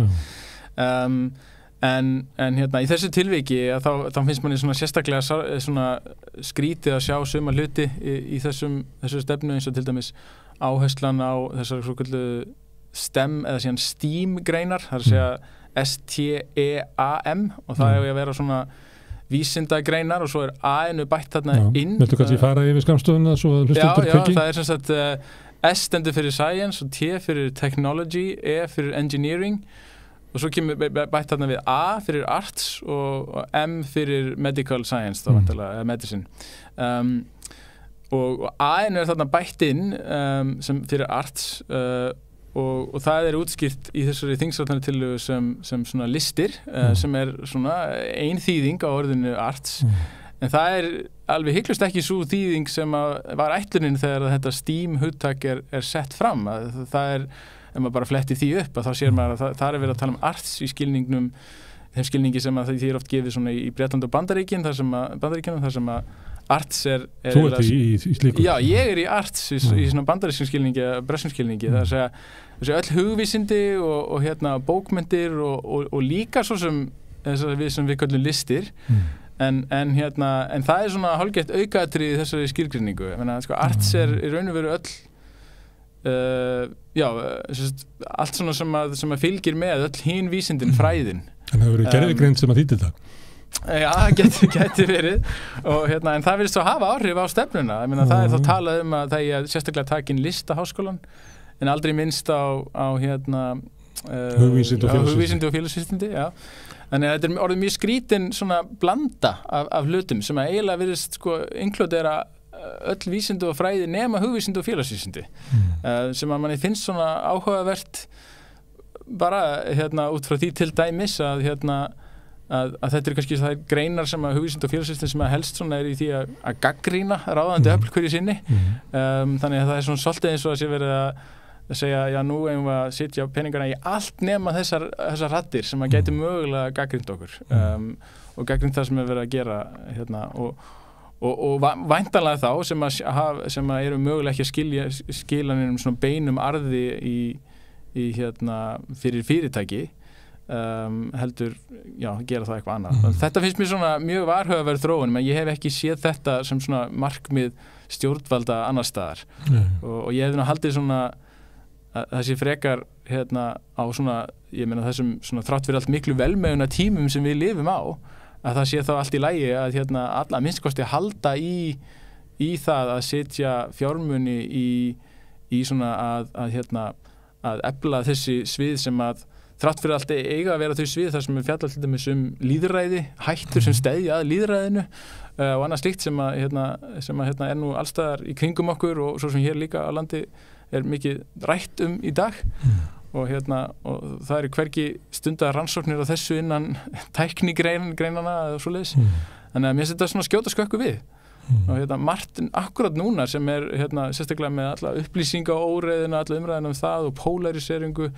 og ýmislegt af því tagi og bara þessar miklu samfélagsbreytingar sem við erum að ganga í gegnum sem að náttúrulega kalla á rannsóknir á samfélaginu því við getum ekki verið að ræða og taka ákvarðanir samfélagi alltaf með brjóstvitinu og eigin reynslu sem að kannski byggir á því hvernig við upplifum samfélagi fyrir 20-30 árum sko, sem að þetta verið bara hættulegt en það eru fleiri en þú sem hefur bent á þetta ég til dæmis í snjöllum greinum Geirs Sigurðssonar, þá hefur hann talað þetta það að því að við erum að tala svona stefnuna sem að ráðherrann kemur innan úr Sjálfstæðisflokknum og öðru slíku, þá hefur verið þar og tannan ekki svona á nýfrjálshyggjutímanum að þá hefur verið svona hluti af bara uppbyggingu nýfrjálshyggjunnar eða sigri nýfrjálshyggjunnar var að veikja háskóluna sem að þeir sem að ráku það áfram sem voru náttúrulega auðvitað fólkið í Bandaríkjunum fyrst og fremst litu á háskóluna sem sko ógn að það var að koma þar alls konar hugmyndir samfélagi sem að væru gegn sínum hagsmunum og það eimir ennþá af því ef fólk velti fyrir sér umræðu bandaríska háskóla og svona menningar pólitíkina þar að þá verið alltaf verið að saka háskólunum að vera reynilega svona leyndar marxíska stofnanir sem að grafa undan sko einhverju réttri pólitík menn það geta frá Bandaríkjunum og þá var brugðust menn að þá ráð að veikja háskólana með því að minnka vægi þeirra og ég held að við flust töluvert af svona rannsóknum og fleira út í samfélagin en ekki síður við að búa til ígildið þeirra í svona think tanks þar sem að hinn auðu gátu stjórnað og þessir think tanks sem að blómatími þeirra eru svona upp úr 70-80 og eru bara gríðarlega öflugir í dag að mörguleyti hafa þeir bara miklu meiri áhrif á almenna umræðu heldur en háskólanir. Þannig að þá það spurningin hvort að maður setur þetta í svona þetta samingi að það að veikja félagsvísindi og hugvísindi bara ekkert nýtt í sko stéttastríðinu. Nei, það svo sem alveg rétt og þetta kannski bara eitt liður nýjasti liðurinn í þessari árás Þannig að maður þarf ekki að vera allt og paranoid til þess að láta sér þetta í hug. Nei, og það svo sem, sko, við erum nú svona tiltölulega heppin hér að því leitinu til að það þessi svona think tanks eða svona þessi hugveitur að það eru ekkert svo öflugar hér með að við sumstaðar annars staðar og það sé svona hægri sinnaðar Það SA og viðskiptaráðir og think tanks og það það vissulega má segja það, sko En ég meina í Bandaríkjunum til dæmis það með bara meðal öflugustu rannsóknarstofnana í Bandaríkjunum eru fjármagnaðar af kapitalistum og svo eru risastóri sjóðir, rannsóknarsjóðir og það nú mjög lítið rannsóknarsjóði í Bandaríkjunum, sérstaklega á sviði hug- og félagsvísinda en með þeim stærri og stærstu eru svona fjármagnaðar til dæmis af kókbaræðum sem eru svona hægri sinniðustu kapitalistanir í Bandaríkjunum og þeir eru líka að fara inn með markmið sem hætti inn í háskólana og fjármagna þar stöður nýdoktorastöður og jafnvel prófessorsstöður með svona kerfisbundnum hætti og það mikil andstæða við það en líka mikil stuðningur vegna þess að það sífellt verið að skera niður og allir reyna að hugsa fjárhaginn og þetta bara mjög hættulegt þetta bara hættuleg þróun að háskólarnir fá ekki að ráða sínum rannsóknum í raun og veru sjálfir heldur ef út með svona sjóði sem að stýra því í hvað peningarnir fara þá hefur það áhrif ekki bara á þær rannsóknir sem hefur verið að fjármagna sem eru kannski rannsóknir akkurat á þeim spurningum sem að henta þeim heldur hefur það oft svona margföldunar áhrif því að fræðin einhvern veginn svolítið virka þannig að ef allt í einu verður til einhver umræða eitthvað tiltekið efni þá til að spinna út frá sér meiri umræðu jafnvel hjá fólki sem ekkert að vinna hjá þessum aðilum þannig að það hægt að stjórna svona akademísku umræðu svona hættulega mikið bara með tiltölulega litlu fjármagni og hefur verið gert já og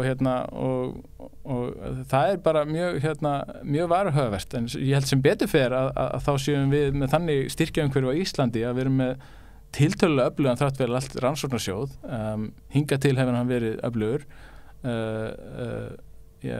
Rannís rannsóknarsjóður Rannís og hann bara já, það margt hann að segja, en hann allavega metur ekki verkefni út frá pólitískum forsendum. Það ekki kókbræður þar í fórustu? Nei, en hins vegar þá vil ég segja að það er sjálfstæðsstofnun og ráðherra ekki hlutast til það hver fær styrki þar.